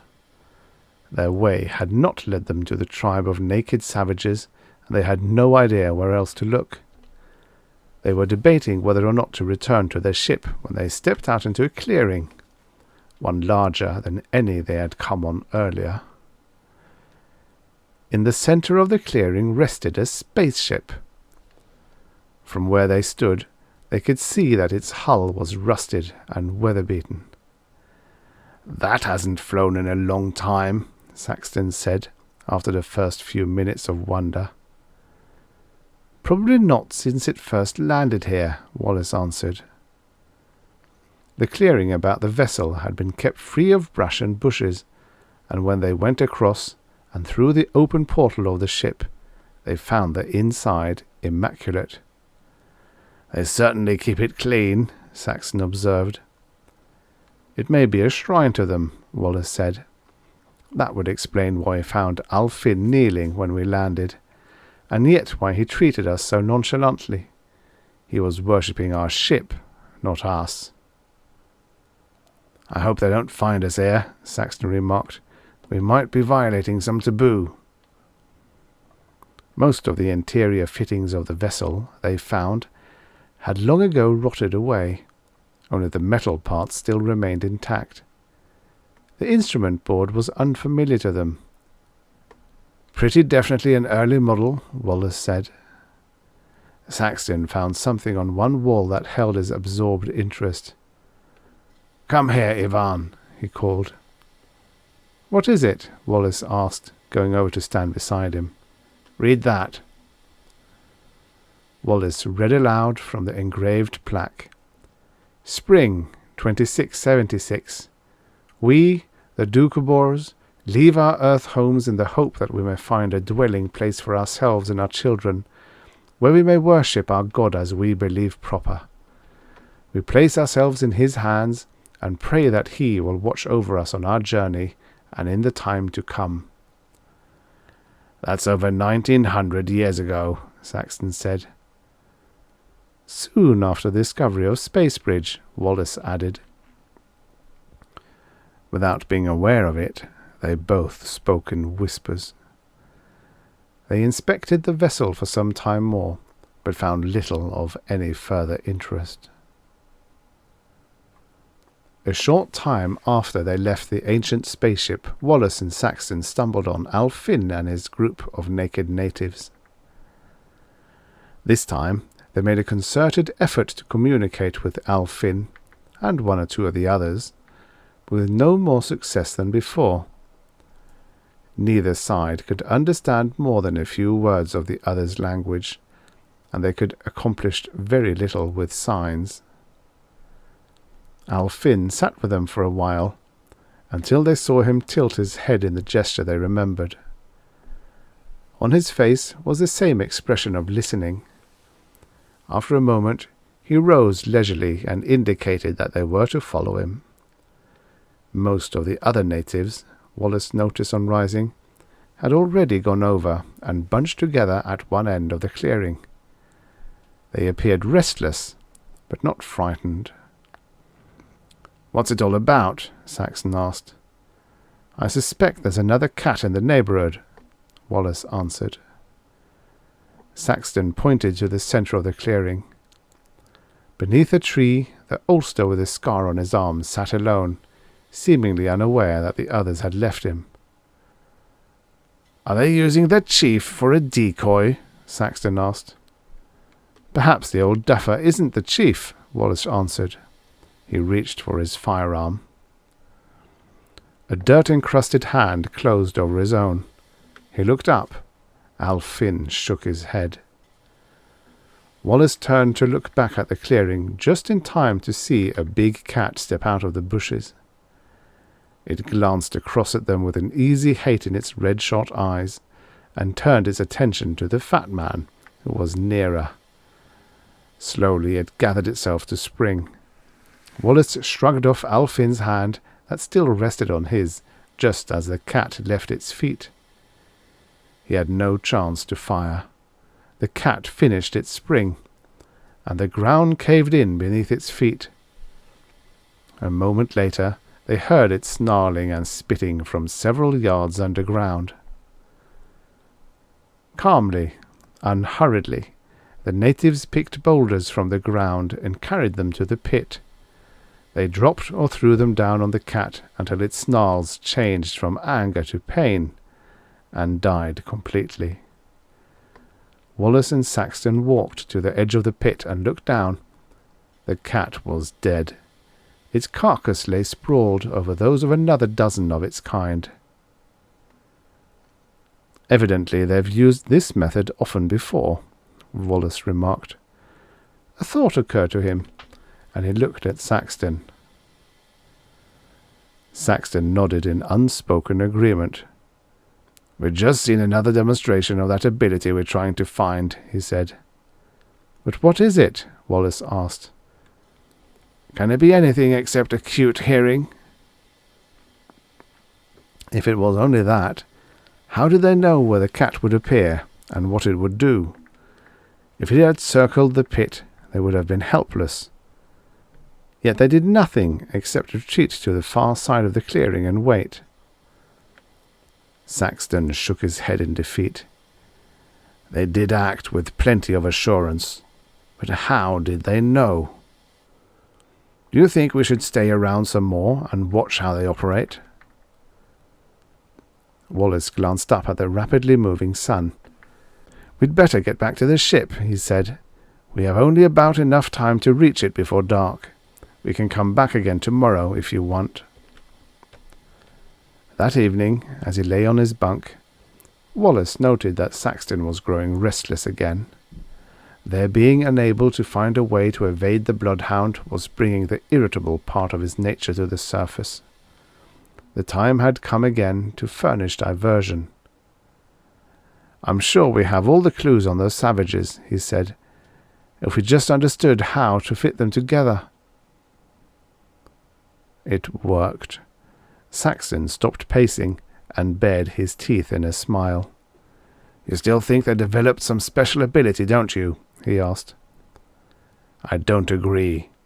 1900 years, the time the colony's been here, is too short for any change to take place. Evolution doesn't work that fast." "I'm not thinking of the slow process of adaptation," Wallace said, "where the most fit and their descendants are the ones that tend to survive and propagate. What I had in mind was a form of genetic change, such as a plant or an animal appearing that is different from the rest of its species.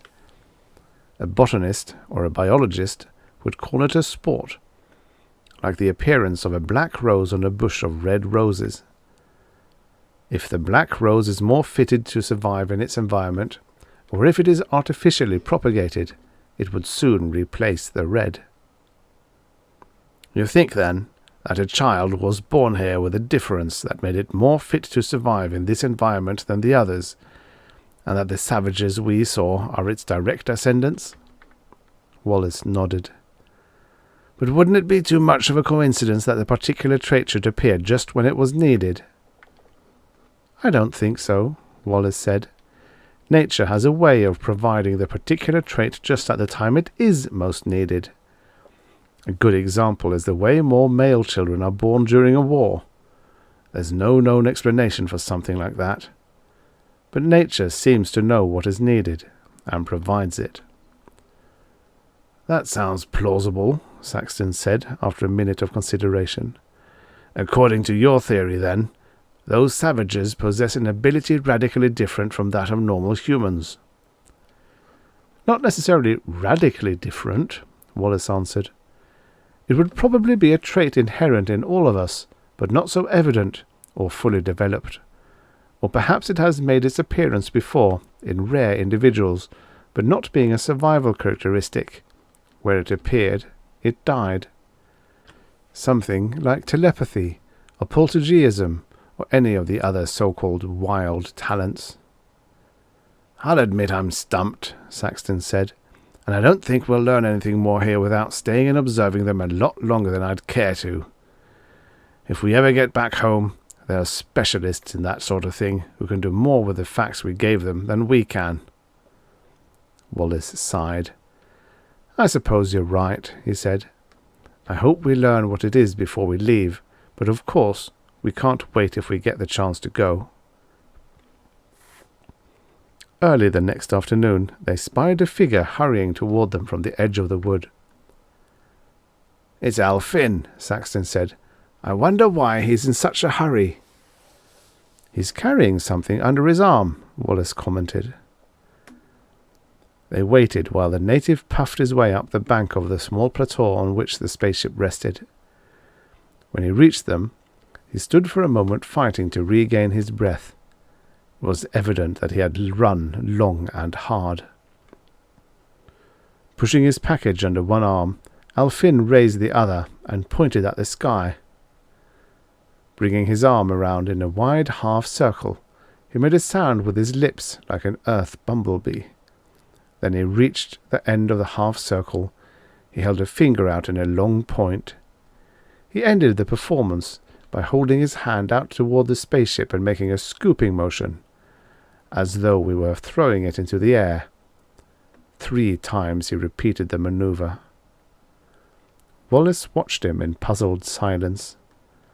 At the end of the 3rd repetition, his eyes widened with slowly dawning understanding. He ran for the portal of the ship. "I'll be right back," he tossed over his shoulder. Inside, he glanced quickly at the S-tracer. Its needles indicated that the bloodhound was directly across the planet from them. He dashed back to the open portal. "Inside, quick!" he called to Saxton. Saxton wasted not a minute in obeying. As he pushed past Wallace, Alfin came to the portal of the ship. He extended the parcel he had been carrying under his arm to Wallace.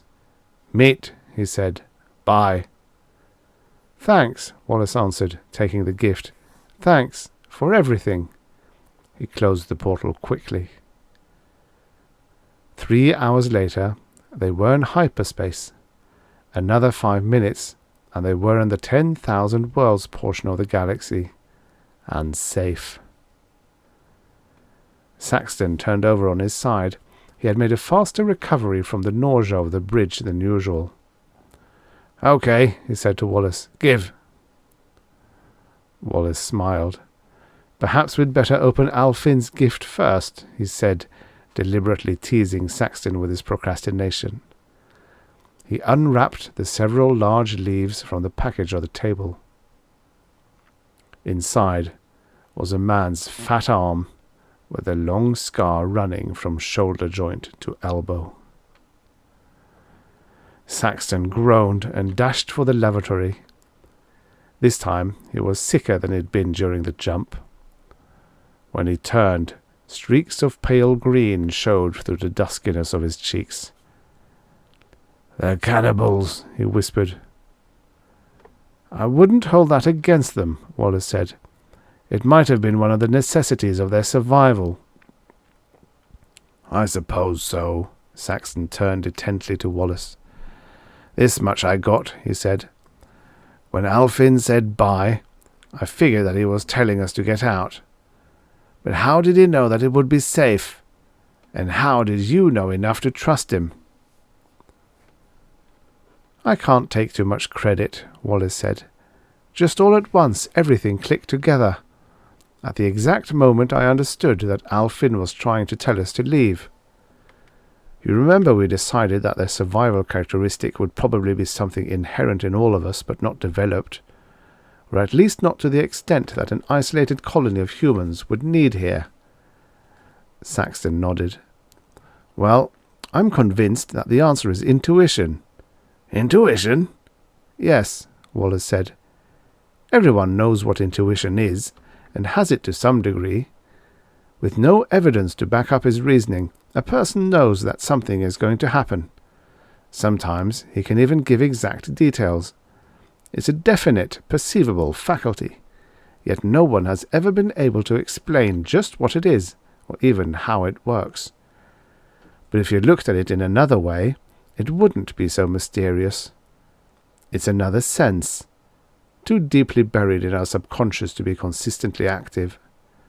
Those savages needed it here, fully developed, and nature provided it. Saxton pulled himself up on one elbow. And with it, they can practically see what's going to happen in the future, he finished for Wallace. They can predict, and be right every time. That's how Al Finn knew it would be safe for us to leave, he paused. It all fits. I think you got it. Wallace smiled. My guess is that they can't see very far into the future. That's why Al Finn was out of breath when he came. By the time he learned about the coming opposition of our ship and the aliens, he had to hurry to get to us and tell us before it was too late. Wallace rubbed the stubble of whiskers on his chin with his knuckles. We'll have to report this planet suitable for colonizing, he said. I hate to think what will happen to those poor savages when civilization moves in. They'll soon lose that future-seeing. Saxton's eyes widened at some inner thought. He sat straight up in his bunk. Will they? He asked. Or will it work the other way? Some day the children of those naked savages may... He stopped. Wallace recognized the glaze of abstraction that moved over his features. Saxton began to sing a stanza from an old popular song that had recently been revived. There's gonna be some changes made. The end. Subscribe for your daily stories of futures past. And now, for the next story. The Untouchable Adolescents by Harlan Ellison, writing as Ellis Hart. Originally published in Super Science Fiction, February 1957. Narrated by Tom Trussel. The planet Diamore hung round and gaudy in the viewplates, as colourfully unchanging as it had been every day for the 2 weeks since the Wallower had plopped out of inverspace near it. Captain Luther Shreve started violently as the whine of the stress potential banks died away. They had been a constant noisemaker during the past 2 weeks. Their continual dull rhythm had come to seem companionable. Now the keening discordancy was ended, and he knew that they had finished estimating the planet in the plates. He sat very still, staring at the energy dials building their reserves back up. The banks had used much extra power. He sat very still, waiting for them to bring him the plates. He didn't want to see them. He was a full captain in the merchant arm of the commercial navy, and he found the tough outer shell of himself that had formed during 30 years in that service suddenly disintegrating. He was afraid of what those plates would say. The tube glowed behind him, and Teller, slightly overweight, slightly florid, slightly balding, and a brilliant psych officer, stepped off the plate into the control room. Teller slumped onto the co-pilot's couch, extended the sheaf of plate readings. Luther Shreve tipped his cap back on his head with a practised thumb and shuffled the plates in silence. From time to time his pink tongue washed across his lips. Finally he sighed and rubbed weary fingers across the bridge of his nose. He closed his eyes and slowly sank back against the cushions. With eyes still closed, he voiced the final possibility. Any room for error? He had tried to keep the tenseness from his voice, but it somehow doubled in the faintly resonating confines of the control room.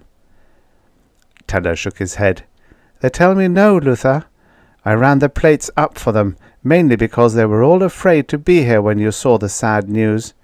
You terrorized those poor backroom boys, Luther. Teller looked across, saw the odd set to Shreve's face, and realized his jibes were annoying the other.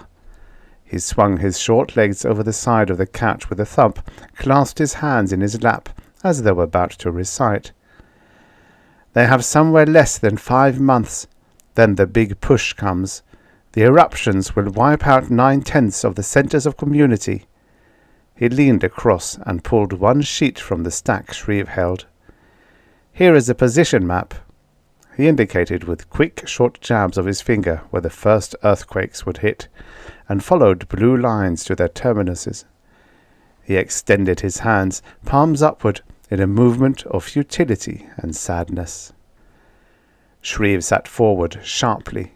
He swept the cap from his head with one hand, ran the other through stringy brown hair. He pursed his lips, muttered, "We've got to do something. It's more than just business potential ruined. There are people down there, Carl, millions of them. We can't let them die." "True," Teller stated simply, looking at his clasped hands. "But," he added, "what about the itinerary? They'll scream bloody blazes back there if you break schedule." He cocked a thumb toward the rear of the ship, toward Earth. "Carl, I've been pushing one of these cans for merch arm over 30 years. I'll be 31 in August. I've never broken a schedule in my life. But this is something more important than bills of lading and sales curves." His face had tightened, the character lines about his mouth standing forth. "We've got to save them, Carl. We've got to help those people down there." Teller exhaled heavily. "All right, Luther. It's your choice. But you'd better produce something from those natives down there, or Merchar might get unpleasant." Shreve nodded. His face sagged into weariness momentarily. Then he straightened and depressed the public address stud on the couch arm. His orders were brief and direct. An hour later, ship time, the great wallower fired away with directional rockets and began to fall toward the multicolored sphere of Diamore. High jungle surrounded the ship. Deep red stringers of climbing vine meshed with the purple and green and blue of exotic tree forms. From the edge of the dead path the wallower had burned in settling, the patchwork melange of colored growth reared and spread. The analyzers were just completing their spore counts when the Diamori burst from the jungle, thundered onto the charred ground of the clearing. They rode tall on the backs of their mounts, whooping and wailing in a minor key. The outside receivers, which had been left on in various parts of the wallower, rattled tinnily at the noise. Men clasped hands to their ears and hurried to depress studs to shut out the din. Shreve and Teller whirled from their calculations and stared fascinated at the sight in the plates. The Diamori's huge loping animals closely resembled terrestrial giraffes. The beasts were pitch black and ran with a gait beautifully adapted to the jungle. They came on with a liquid sidestepping motion. They neatly leaped the twisted tree trunks, swayed out of the path to avoid a cluster of high-piled blossoms, and trampled to a stop 50 yards in front of the wallower. "Stations!" Shreve yelled into the PA mic. He turned back to the viewplate, staring at the black beasts. There were 12 of them, each with a depression in its back in which a Diamori sat, clutching the flanks of the thin black animal with his knees. Twists of pliant material looped through the beasts' noses, served both as bridle and reins. The 12 Diamori leaped agilely from their mounts' backs, began looking at each other with indecision. They milled about the stomping animals for a minute, then each went to a bulky pouch slung across his beast's back depression. They fumbled in the pouches. Shreve turned the plates up to higher magnification, whistling through his teeth. "Phew, what magnificent creatures! Did you see the way they ran that jungle like broken-field quarterbacks? From beside him, the agreeing mutter of the pudgy psych officer blended with the busy clicking of the analyzers, totaling their counts. Those look to be the people we have to contact, Carl, Shreve added, motioning toward the Diamori who were dragging objects from the pouches. A young people, Teller mused, his face flushed. A young and a virile people. Shouldn't have any trouble getting through to them.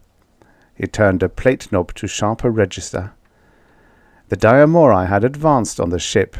They were almost humanoid. Tall, almost 6.5 feet, each with very long legs and bony knobbed knees. Their legs seemed to represent almost half their bodies. Wide-shouldered, V-shaped chests, obviously large-lunged.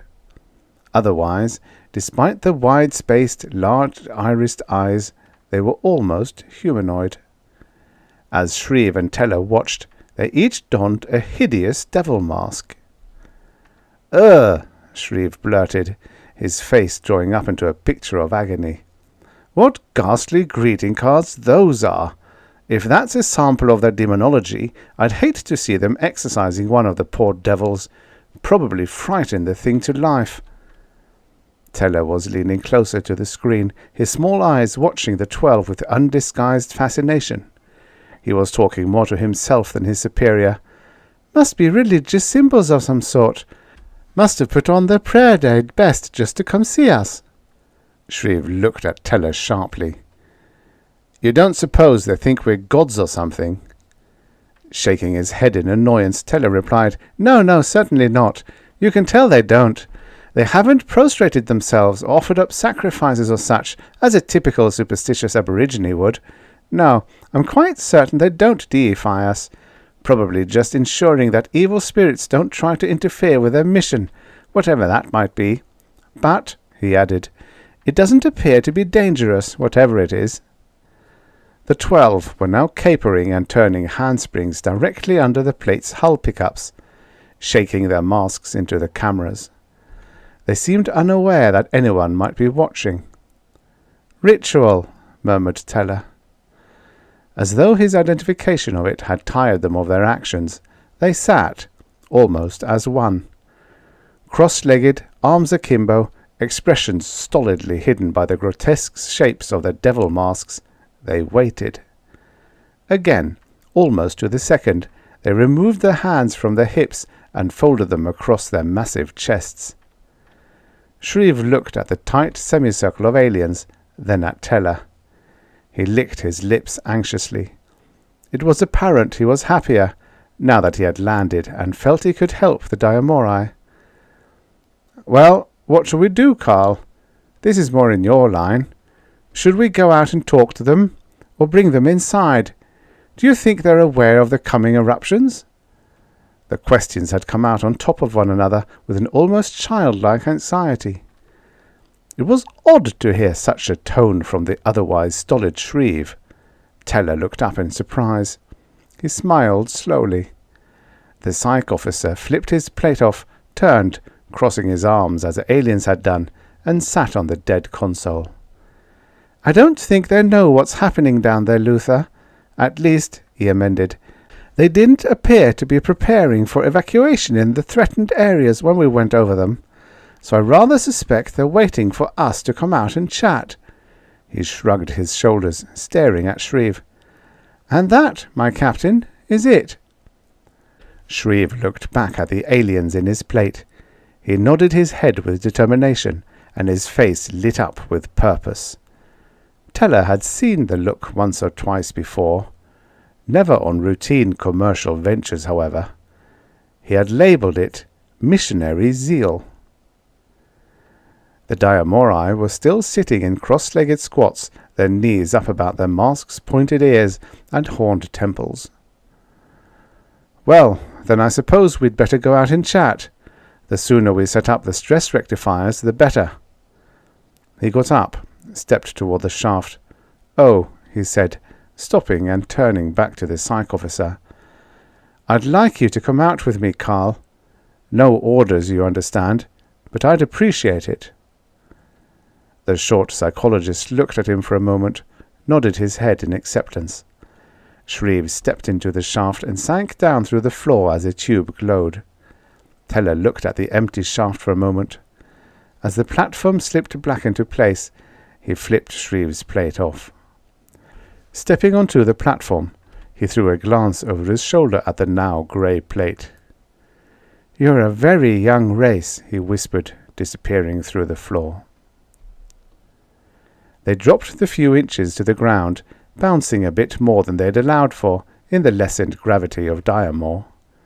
All around them the screams of the jungle meshed into one primal roar. Shreve ran his tongue around the inside of his cheek.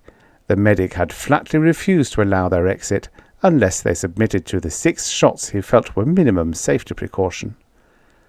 With the feel of the electro syringe still in his cheeks, Shreve stepped away from the monstrous plug port, raising his arms in friendship. Behind him, Teller did the same. They moved slowly toward the Diamori. The 12 sat immobile, yet seeming to be looking from each other to the Earthmen, and back, in sharp, jerking motions. It was all illusion, but disquieting. As they stepped toward the aliens, Shreve felt the nerves in his teeth begin to twitch. He had been about to say something soothing in English, but the words never came out. "Who are you?" The question appeared in his head, full-blown, inquisitive, without sense of direction or distance. He knew immediately from where it had come, of course, yet he could not quite believe it. Shreve stopped dead, the pain in his jaws mounting. He glanced quickly at Teller. The shorter man was clutching his jaws with both hands, biting his lower lip and rocking back and forth, eyes half closed. "Carl," Shreve's tongue stumbled over the words in his pain. My God, Carl, they're telepathic." They stood rooted in their tracks, staring at the 12 impassive aliens in their grotesque masks. Teller stared in open fascination, still clutching his head. "The first," he murmured in awe. "The very first! They always said someday we'd meet them, and now, by God, we have." His voice died off to a whisper, and he stared, unblinking, at the dark-skinned Diamori. The words appeared in their mind once more, this time more firm, tinged with impatience. "Who are you?" Shreve seemed unable to respond. He had thought them ignorant savages on the verge of disaster, who would be jubilant at the offer of aid. Instead, he was faced with making contact with the first mind-reading race humanity had met racing through the stars. His throat tightened up. He could not speak. Finally, he took a step forward, extended his hands in peace to the aliens.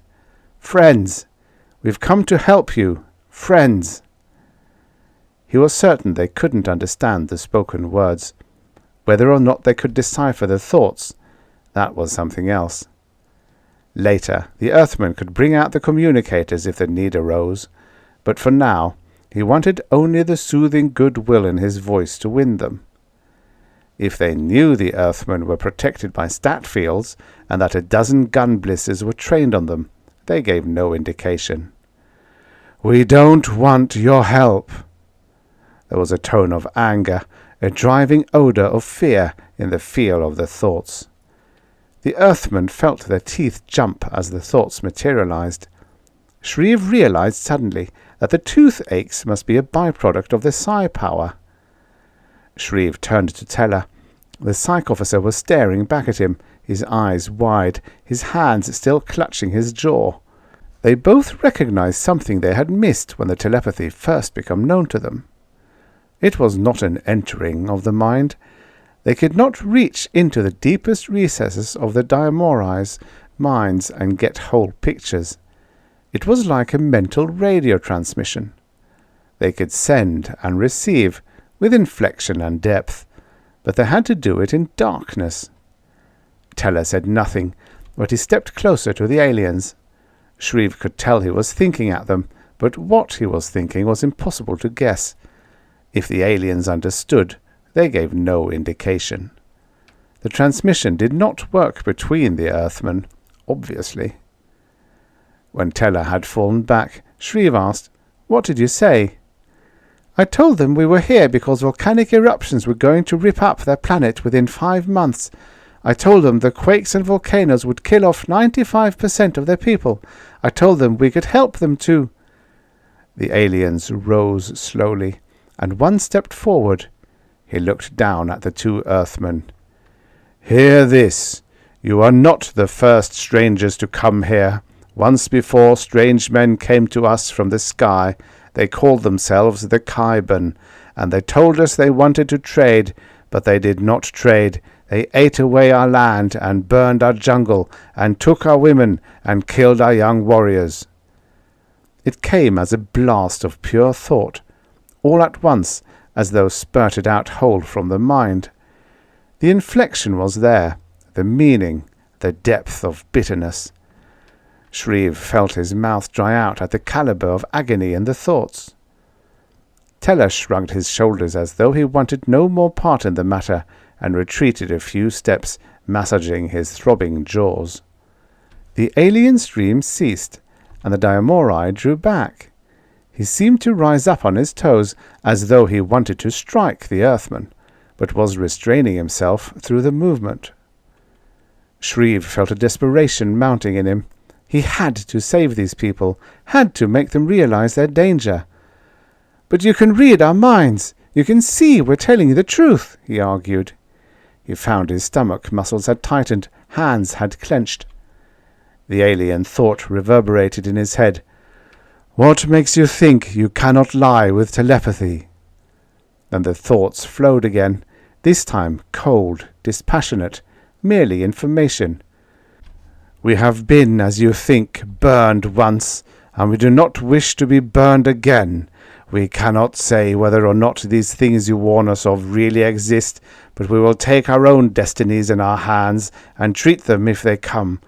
We have seen no such indications of eruptions, and we do not believe you." The thoughts ceased. Then one word alone. "Go!" Shreve cursed the limitations of the psi faculty. Of what use was a mind-reading ability if it merely told you what another person thought, not whether it was true or not? He stepped toward them again. He looked up at the fearsome masks and felt the sinking of his stomach. He realized they were a young and headstrong people. Teller had made that clear to him. Their arrogance was the false front of a people frightened by the unknown. But were they so young that they could not realize when they needed help? "Look," he found himself speaking. "You don't seem to understand." The aliens moved back as Shreve approached. They didn't seem to want him near them. "Your planet is a young one. There are internal stresses that are going to rip open your continents. We can set up machines that will redirect these eruptions into the ocean, back into the jungle where it's uninhabited, so your people won't die. We—" "Did you see the blood pits near the great ocean?" Shreve caught the thought, and knew there was more to it than the Diamori had thought at first. The thought was laden with blast furnace hatred and a deadly bitterness. He remembered the planet-circling landing the Wallower had made. He remembered the single body of water, the great ocean, stretching yellow and rippling across a third of Diamor. The picture completed itself in his mind, and he saw the monstrous gouges ripped into the land near the shore of that ocean. Pits of fused crimson soil, bare gaping wounds, nothing but emptiness and dead plants surrounding them for miles. "Those are the ones," the thought came. "Those were the cities of Golamur, Nokrosh, and Hoyt. On the shores of the great ocean we resisted the Kaiban when they wanted to drill out our ceremonial grounds for their soils. They said we're radioactive. We would not let them drill, and they sent down death to our cities." Tinged with such emotion, the words were so boldly put, the meaning was all too clear. These people would never reverse their decision. They hated all outsiders. Shreve wondered whether they could be blamed. But you need our help. You've got to believe me. You can read my thoughts. Can't you see I'm telling the truth? We could read the Kyban thoughts too. Silence in their minds for an instant. Then, have you seen the blood pits? Luther Shreve felt as though he were being dragged down into a whirlpool. He didn't know why it was suddenly so important to him that he help the Diamori. There was certainly no sense of brotherhood with the aliens, but he knew, on a level that defied all doubt, that he must save these people, or never feel at peace with himself again. Behind him, Shreve heard Teller snort in disgust. The psych officer took 2 quick steps forward, jerked his head toward the massive bulk of the wallower. "Children, that's all they are. They think those masks protect them from evil. They think their blind arrogance will protect them if trouble comes. They think they know better than us. They don't know when they need help. Come on, Luther, leave them if that's what they want." He turned to go, his face flushed in anger. Shreve looked back at the aliens. He searched the blank and grotesque masks for some evidence of willingness to reason. There was none. Shreve gritted his teeth in frustration. He wanted to help. He wanted to save them. But they wouldn't let themselves accept his help. The aliens didn't want to be saved. They stood there, tall, impassive, the thought radiating unendingly. Go, go, go, go, go, go, go, go, go, go, go, go, go, go, go, go. Luther Shreve stepped toward them, anger boiling hot in his brain. "All right, damn you! If you're too stupid or too swollen up with your own importance to realize you need help, we'll help you despite yourselves." "Why do you think the Kyban left Diamor?" Shreve's words stopped before they could be spoken. His fury checked itself. He hadn't considered that. Why had another race, one that could decimate a planet as the blood pits indicated they could, leave when they seemed to be on the verge of getting what they wanted? "We are not defenseless. We can stop you. We will hurt you. Go." Teller's sharp laugh interrupted before Shreve could get an answer out. "Fools! Pompous adolescents! What makes you think your primitive warriors with their bogey masks can harm us? Look!" He stepped toward the alien. The Diamori backed up. Teller stepped quickly, coming into sharp contact with the alien's body. The Diamori leaped back, the short hairs on his body standing straight out. He thought something at his brothers. It was incomprehensible to the Earthman. "That's a stat field, and there are 12 guns pointed at you from the ship. We'll set up the machines and save you whether you like it or not." He turned away with a low chuckle, adding ruefully, "Though why you want to bother with such a bunch of arrogant children is beyond me, Luther." He walked toward the ship. Casting nervous glances at one another, the aliens leaped to the backs of their mounts, reined in, and turned to leave. Shreve stood and watched them as they loped to the jungle's edge.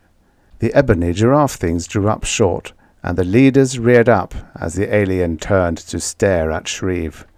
"Go, or we will hurt you." In an instant they were gone, melting into the coloured riot of the jungle, the beast's hoofs beating ever more faintly as they moved away. Shreve turned back to the ship. He should have felt no temperature changes within his stat field, yet somehow he had grown chilled in a few seconds. Night had descended quickly, dropping like a sea of ink over Diamor. The robomechs had set out the flood lamps almost to the edges of the jungle, and the wallower was bathed in white light, sharply outlining her plate construction and the clean transparency of the conning bubbles. Paul Jakovsky, Robo-Exec, junior grade, stood behind his control console in the construction bubble, watching the 30-ton robomech carrying its burden. The 16-wheeled robomech rolled off the extended cargo hatch ramp, sinking just a bit into the springy ground of Diamor. Jakovsky grinned at his foresight in spreading a primary hardener over the surface before the big boys went to work. He too fingered a cigarette out of his lapel pocket, stifling a belch. "Damn that cookie," he muttered. "If he doesn't stop putting cayenne in the salad." He stuck the cigarette in his mouth, lipping it irritably for a second. He withdrew it, spitting out a loose bit of tobacco. Satisfied, he inserted it again, began to scratch it alight with his fingertip. He moved a calibrated knob on the board 3 clicks. The lumbering monster outside revolved its head, the huge drilling plate it carried on its flattened magnetized top moving also. "Like an old woman carrying a water urn on her head," he chuckled, puffing the cigarette. The robomech neared phosphorescent markings laid out on the ground where the fiberglass baseplate should be planted. Stress rectifiers would be magno-clamped to the baseplate, then would begin their search position drilling. It moved to press the release button that would cause the robomech to set its burden down lightly. Paul Zhukovsky's teeth suddenly began to ache with terrible intensity. He clutched at his face wildly, burning the palm of his hand on the cigarette. A strangled sob began to form, ended in a gurgling half-scream. His eyes rolled upwards, and a trickle of blood emerged from the corner of his mouth. Stone dead, he fell across the control console, depressing all studs. The 30-ton robomech whirled twice and burst toward the edge of the jungle. It struck the boles of 3 huge intertwined trees with a resounding clang. The baseplate bounced from its head and crashed, shattering, onto a projecting rock spear. The robot struggled for a moment more, driving into the jungle, knocking trees from its path in blind fury. The smell of cordite soaked through the clearing, and a wisp of smoke issued from the service box. An instant later, its chambers fused the baffles, and the robomech exploded with a terrifying burst of heat, impossible light, and the scream of ripping metal. "His brains were fused," Teller said. The psych officer looked Shreve directly in the eyes, trying to find meaning in the captain's closed expression. Teller's face was unnaturally white, his usually drooping lips thinned to a black line. "The autopsy men were shaking like loose bolts when they reported to me, Luther. They swore they'd never seen anything like it before. It was as if someone had taken that boy's brains in his red-hot hands and moulded them like clay." Shreve's jaw muscles worked in a strange rhythm. His voice was cold and determined. "We are going to get those rectifiers set up.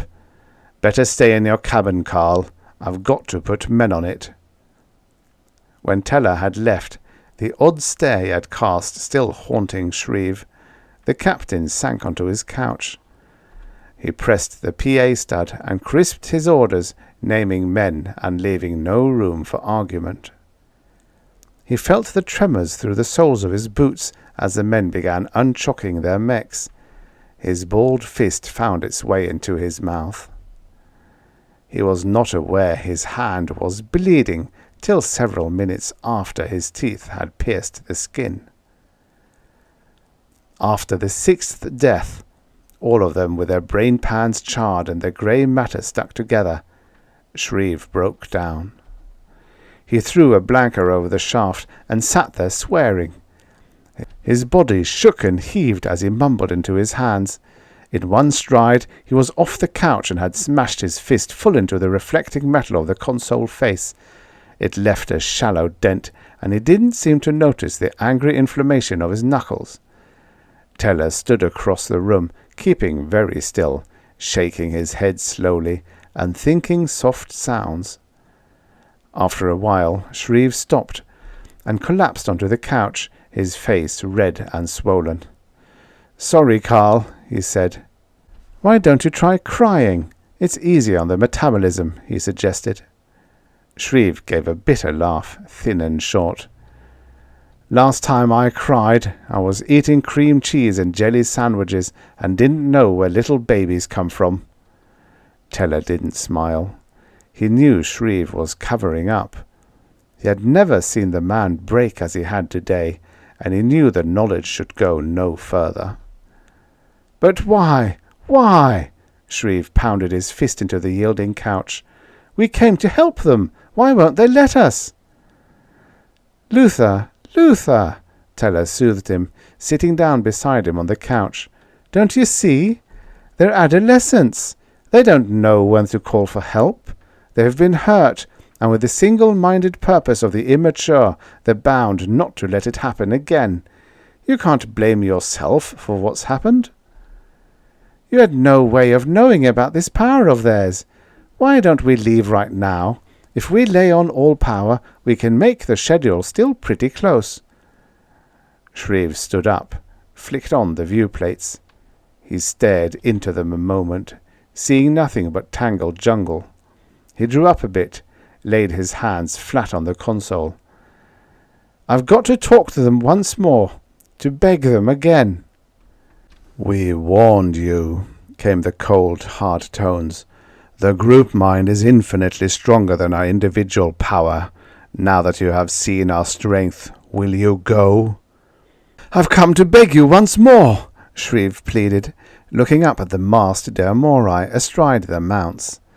He had made certain all outside pickup mics were off. "We only want to help you. Won't you let us redirect the coming eruptions? Please!" Shreve had plumbed the depths of his mind in an attempt to find reasons for sacrificing such efforts to save the Deamori. The only reasons he had found he had not been able to translate.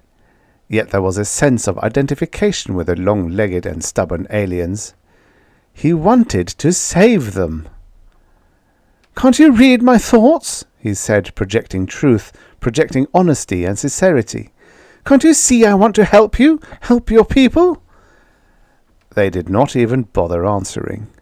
He knew their acquaintance with the truth that men of other worlds had offered, to be defeated because those who need your help had been spoiled by another race. The bitterness, the hatred, the distrust washed over him, as a Deamori leaned across his beast's neck, thought one snarled word: "Go!" Shreve felt the futility of everything he had done suddenly caving in on him. He looked up into the blank stares of the masked aliens, said slowly, "We will hang above your atmosphere till you call us." He walked back to the wallower. The huge plug port closed behind him. The aliens sat astride their beasts, staring at the ship. Their minor key whoops of victory rang and bounced in the jungle's treetops as they swung their mounts roughly, dug bonely knees into their sides, and careened into the multicolored vastness. The Deamori had won again. The wallower spun slowly in space, the eternal dust of the universe lapping at her ports. Below her, enveloped by clouds of steam, the planet Diamor blasted and erupted and screamed and belched and tore itself apart. Luther Shreve sat before the control console, staring with almost hypnotized attention at the viewplates. He watched the world die. His face was hard and unyielding. He had refused entrance even to Teller, barring everyone from the control room. At every eruption, with its fissure that opened wide enough to be seen from that fantastic height, he felt a strange sinking in his heart. His throat was dry, and there was an odd pressure behind his eyes. He watched silently, every once in a while letting the thought, "They didn't know when to ask for help," filter through his mind. The group of deciders huddled in the blasted council hall. The floor, what was left of the inlaid tiles, shivered and heaved. Beyond the twisted lattices of the windows, they could hear the mighty rending of the planet as it opened and swallowed all that stood. Within an hour of the first eruptions, so quickly and with such fury that there had been no time for preparation, almost 3/5 of their race had been decimated. The cities Kes and Ukviabask and Layla had gone under with roaring flames and the scraping of stone against flesh. The great ocean had exploded with a red-hot bubbling and roared onto the land, washing everything before it. The lava flows raced eastward to the ceremonial grounds and westward to the hunting preserve. Everywhere the ground opened without warning or reason, and life sank beneath the earth. "Wrong," the group of deciders admitted in their last refuge. "We were wrong. We have been foolish. We have rejected our only salvation. We must prepare the group mind, send our plea for aid into space, speak to the outsiders, ask them to help us." They thought their instructions away from themselves to their kin across Diamor's blasted face. "Prepare! Join! Speak to the outsiders!" And when they had gathered together every last Diamori, with more dying as they joined the chain, with a feel of agony radiating through the group mind, the message weakly rose. Tentatively it probed at the inner surface of Diamor's atmosphere. The power was, perhaps, insufficient to reach the spaceship. 3/5 of the Diamori were lost to the group mind. The group mind struggled, frantically beaming, in hopelessness, trying to get through to the Earthmen who rode above them. The men who rode above them, waiting for a signal from the Diamori. Shreve turned away from the plates, flicking them off. "I can't stand it, Carl. How senseless! Because one race dealt them unfairly, they closed their eyes to help from anyone else." Teller crossed his legs as he sat on the couch. He did not appear to be disturbed by the sight from below. "Luther, you can't go on destroying yourself. You did everything you could. You were as resourceful as any man could have been. Now you'd better get back to the schedule. We're over 4.5 months due at our next landfall." He saw his words were having no effect. "Look, Luther, I've been in this business almost as long as you.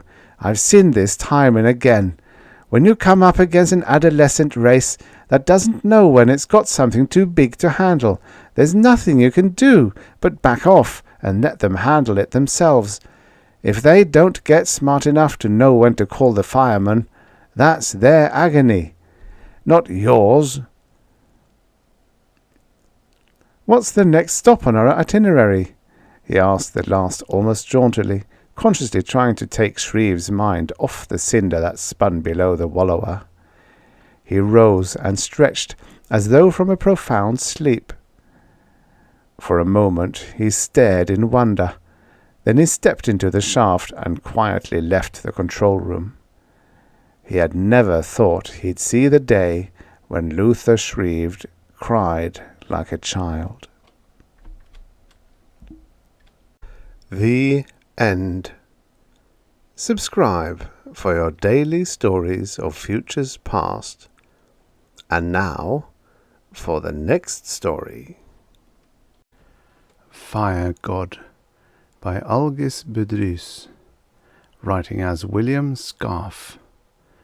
Originally published in Rocket Stories, July 1953. Narrated by Tom Trussel. Your Majesty, the High Mersu, Emperor of all the suns, Protector of the galaxy, looked up calmly as its Prime Minister burst into the room. His lean, brooding face did not change expression as he watched the pale and perspiring man cross the flagstoned floor with a sharp, nervous patter of leather. "Gently, Tors, gently," he said quietly, his eyes mocking under their overhang of dark eyebrow. "Your Prime Minister now, remember that. A Prime Minister doesn't come blundering into the palace looking as though the sky was falling. It creates unrest in the population. Try to remember that we're no longer a pair of obscure rabble-rousers trying to overthrow the crown. We are the crown now. Try to act like it." "Dahai, the sky is falling!" Tors burst out unheedingly. "I have word that the Earthmen are driving beyond the rim and into the heart of the Empire itself. Their ships are irresistible. They're winning battle after battle, and the people are restless. They say it's time the false Emperor's rule was overthrown. Some of the garrisons are rebelling." Still the Emperor's expression did not change. "So," he said calmly, "the Earthmen were not bluffing when they said they'd maintain the rights of the old Emperor." "Yes, you said they wouldn't, Dahai. What are we going to do?" "I was wrong, Tors," Mersu said evenly. "No matter. As for what we are going to do, why, I suppose you'd better arrange for another broadcast. Tell the people we have weapons ready if the situation becomes serious, that they have nothing to fear." "But the situation is serious. And what weapons?" "No weapons, Tors," Mersu explained patiently. "But the story will serve to keep the people calm, and perhaps make them think twice about revolt. Now go. Hurry." The Prime Minister's feet pattered over the floor again. The door to the room closed. Mersu smiled quietly. He rose and opened the concealed door behind his chair. Closing it behind him, he slipped into a passage of which no one knew, and 10 minutes later he was in a private tubeway that led halfway across the continent into the heart of an old and barren mountain range. As he sat comfortably in the padded upholstery of the tube car, Mersu smiled again. Poor Tors, so excitable, always the hysteric, a perfect rabble-rouser perhaps, but not a clever man. No, never a clever man. A clever man knew when the game was over, and Mersu laughed. The game had been worth it. 5 years ago he had been a revolutionary, slinking through the alleys at night, always in danger, and always clever. 4 years of that, and then empire. Absolute rule over the entire Greater Magellanic Cloud. Now he was once again in danger. But it was a danger he had long ago foreseen and planned for. And the past year had been worth it. He laughed again. Poor addle-witted Tors, left with the empty bag in his hands. The spaceship rested like a crouching bullet in its chamber. As he slid the tubeway door shut behind him, Mersu admired the savage sleekness of its lines once again. Even more, he admired his cleverness in having it built. A clever man always has a back door. He crossed the hangar floor unhurriedly and climbed into the ship. The control room was small but efficient. 100 controls lay closely around the padded chair, some of them for the standard drive, others for the hyperspatial warp. The hyperspatial warp. Mersu smiled. There was his escape. And more. Here were the means for his future rulership over nothing so small as the cloud. Here were entire galaxies waiting for his hand. Hyperspace. There was something to make a man think. Another universe, not beyond, but alongside his own, hidden in the complex byways of Riemannian geometry and the mathematics of Einstein. A universe where time itself ran slower, where a year of normal time encompassed centuries. A ship could twist itself into that universe and travel just below the speed of light, the limit which, in normal space, was the barrier no ship could cross. But in hyperspace, while the same barrier existed, a man from normal space could travel for centuries, covering great distances, while for him only a few months passed. Mersu chuckled. Behind him, stored in the great holds of the ship, were working models of every machine and weapon the cloud civilization possessed. There were plans, manuals, instructions, all translated into basic symbology that any intelligent being could understand. Packed into this ship was an entire civilization, ready to be brought to whatever people Mersu chose. He had only to enter hyperspace and lose himself where no Earthman or rebel could follow. And there he would find a primitive race barely beginning to rise out of the mud. He would bring them civilization. In return, he would have godhood. They would worship him, those primitive people. He would be Mersu, the Firegod, thundering out of the sky, bringing with him the gift of civilization. And once the gift was given, he would climb back into the sky on a pillar of fire, promising to return when his people were ready. He laughed aloud, the deep bass sound echoing through the control chamber. Why not?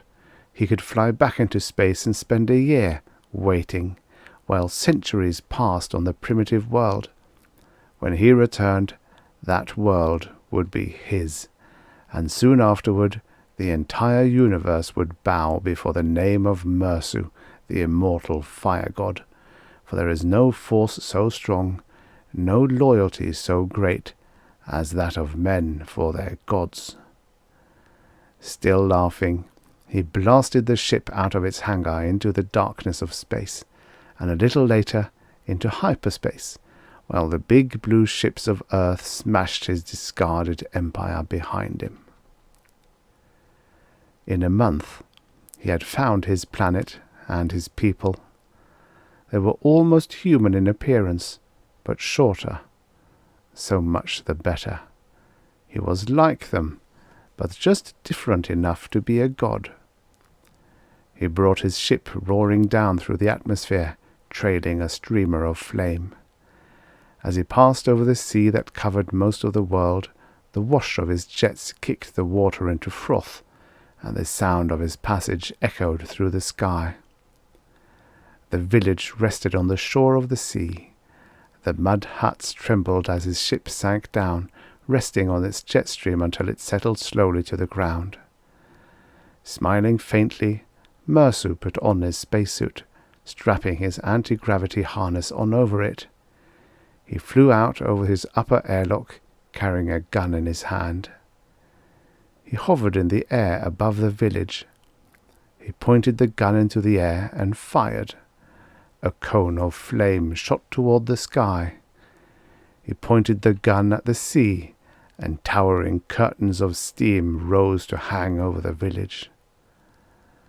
Mersu descended, and found his people grovelling in the mud. Weeks passed. A stream of men carried the ship's cargo into a great sprawling building that Mersu carved out of a stone cliff with a summer-topic cutter. The lintels of the building were sanctified with the blood of virgins. A new class of people arose in the village, the priests of Mersu, the Firegod. And as the ship rose up into space again, on its journey back into the normal space where Mersu would wait his year and the centuries would pass for his people, the priests chanted over their altars. "He will return. Mersu goes to his kingdom in the sky, but he will return bearing flame in his hands. Mersu, the Firegod, Mersu, the immortal bringer of fire, will return." And the centuries passed. Mersu brought his ship out of the sky, tearing the air as he came, the growl of his jets thundering over the mighty city on the sea. The sound echoed back from the carved face of the temple of Mersu, and beat against the spreading buildings. The ship settled to earth. Mersu strapped on his antigrav unit, and flashed out into the air above the city. He fired his gun into the sea, and the steam curtain rose once more. He pointed the gun skyward, and the heavens danced with flame. A low, snarling car bearing the sign of Mersu's priesthood drove up to him as he touched the ground. 2 men got out and walked toward him, one of them dressed in the sombre black of the priesthood. Mersu stood waiting, his eyes lighting with triumphant fire. "Who are you?" the priest asked. Mersu stared, the pose broken. "Who am I? Kneel, fool! I am Mersu, the Firegod." The two men looked at him speechlessly for a moment, then burst into laughter. "Mersu!" The priest wiped his eyes. The other man's laughter trailed into anger. "Watch your tongue, blasphemer!" he said curtly, drawing a gun from its holster. "Mersu," the priest repeated. "You're the fool, stranger. At least the others who tried to claim his godhood had the sense to disguise themselves to resemble his pictures." "Pictures change, rash priest," Mersu thundered. "I am the Firegod. Look on my power." Once more he fired into the sea, and once more the steam pillars rose. "I am the god of fire. I fly in the hands of flame. I walk on the air. I burn the land and the sea. I am Mersu." The priest's face lost its tolerant amusement. His mouth twisted in scorn. "Walk on the air, do you? In a Mark 11 antigrav belt, yes. Burn sea and land, eh? With the sun guns, certainly. Fly in the hands of flame? If you wish to be picturesque about it, yes. But so does every drunken fool of a spaceman." "I tell you I am Mersu!" Mersu screamed. "Bow down and worship!" "Silence!" The priest's voice was dangerous. "You will come with us to the temple. There you'll see how we worship impostors." "I'll kill you!" Mersu shouted, raising his gun. The priest motioned with his hand. The man with him blew Mersu's head off. "Blasphemer!" The priest spat disdainfully, his voice filled with disgust. He and his retainer turned back to the car, leaving the body to be carted away later. Every evening at sunset, the priests of Mersu stand over their altars and intone the words, "He will return, Mersu the Firegod. Mersu, the immortal bringer of fire, will return." And the people of Mersu's world intone in reply, "He will return." Throughout the galaxies of hyperspace, wherever the men of Mersu's world may wander, there are other priests and other races that respond, but the ritual is always the same. He will return. And the city waits, the planet waits, and the other planets about the other stars through all the galaxies of hyperspace wait. They always will. The end. Subscribe for your daily stories of futures past. Revisit the futures that never happened. Every day.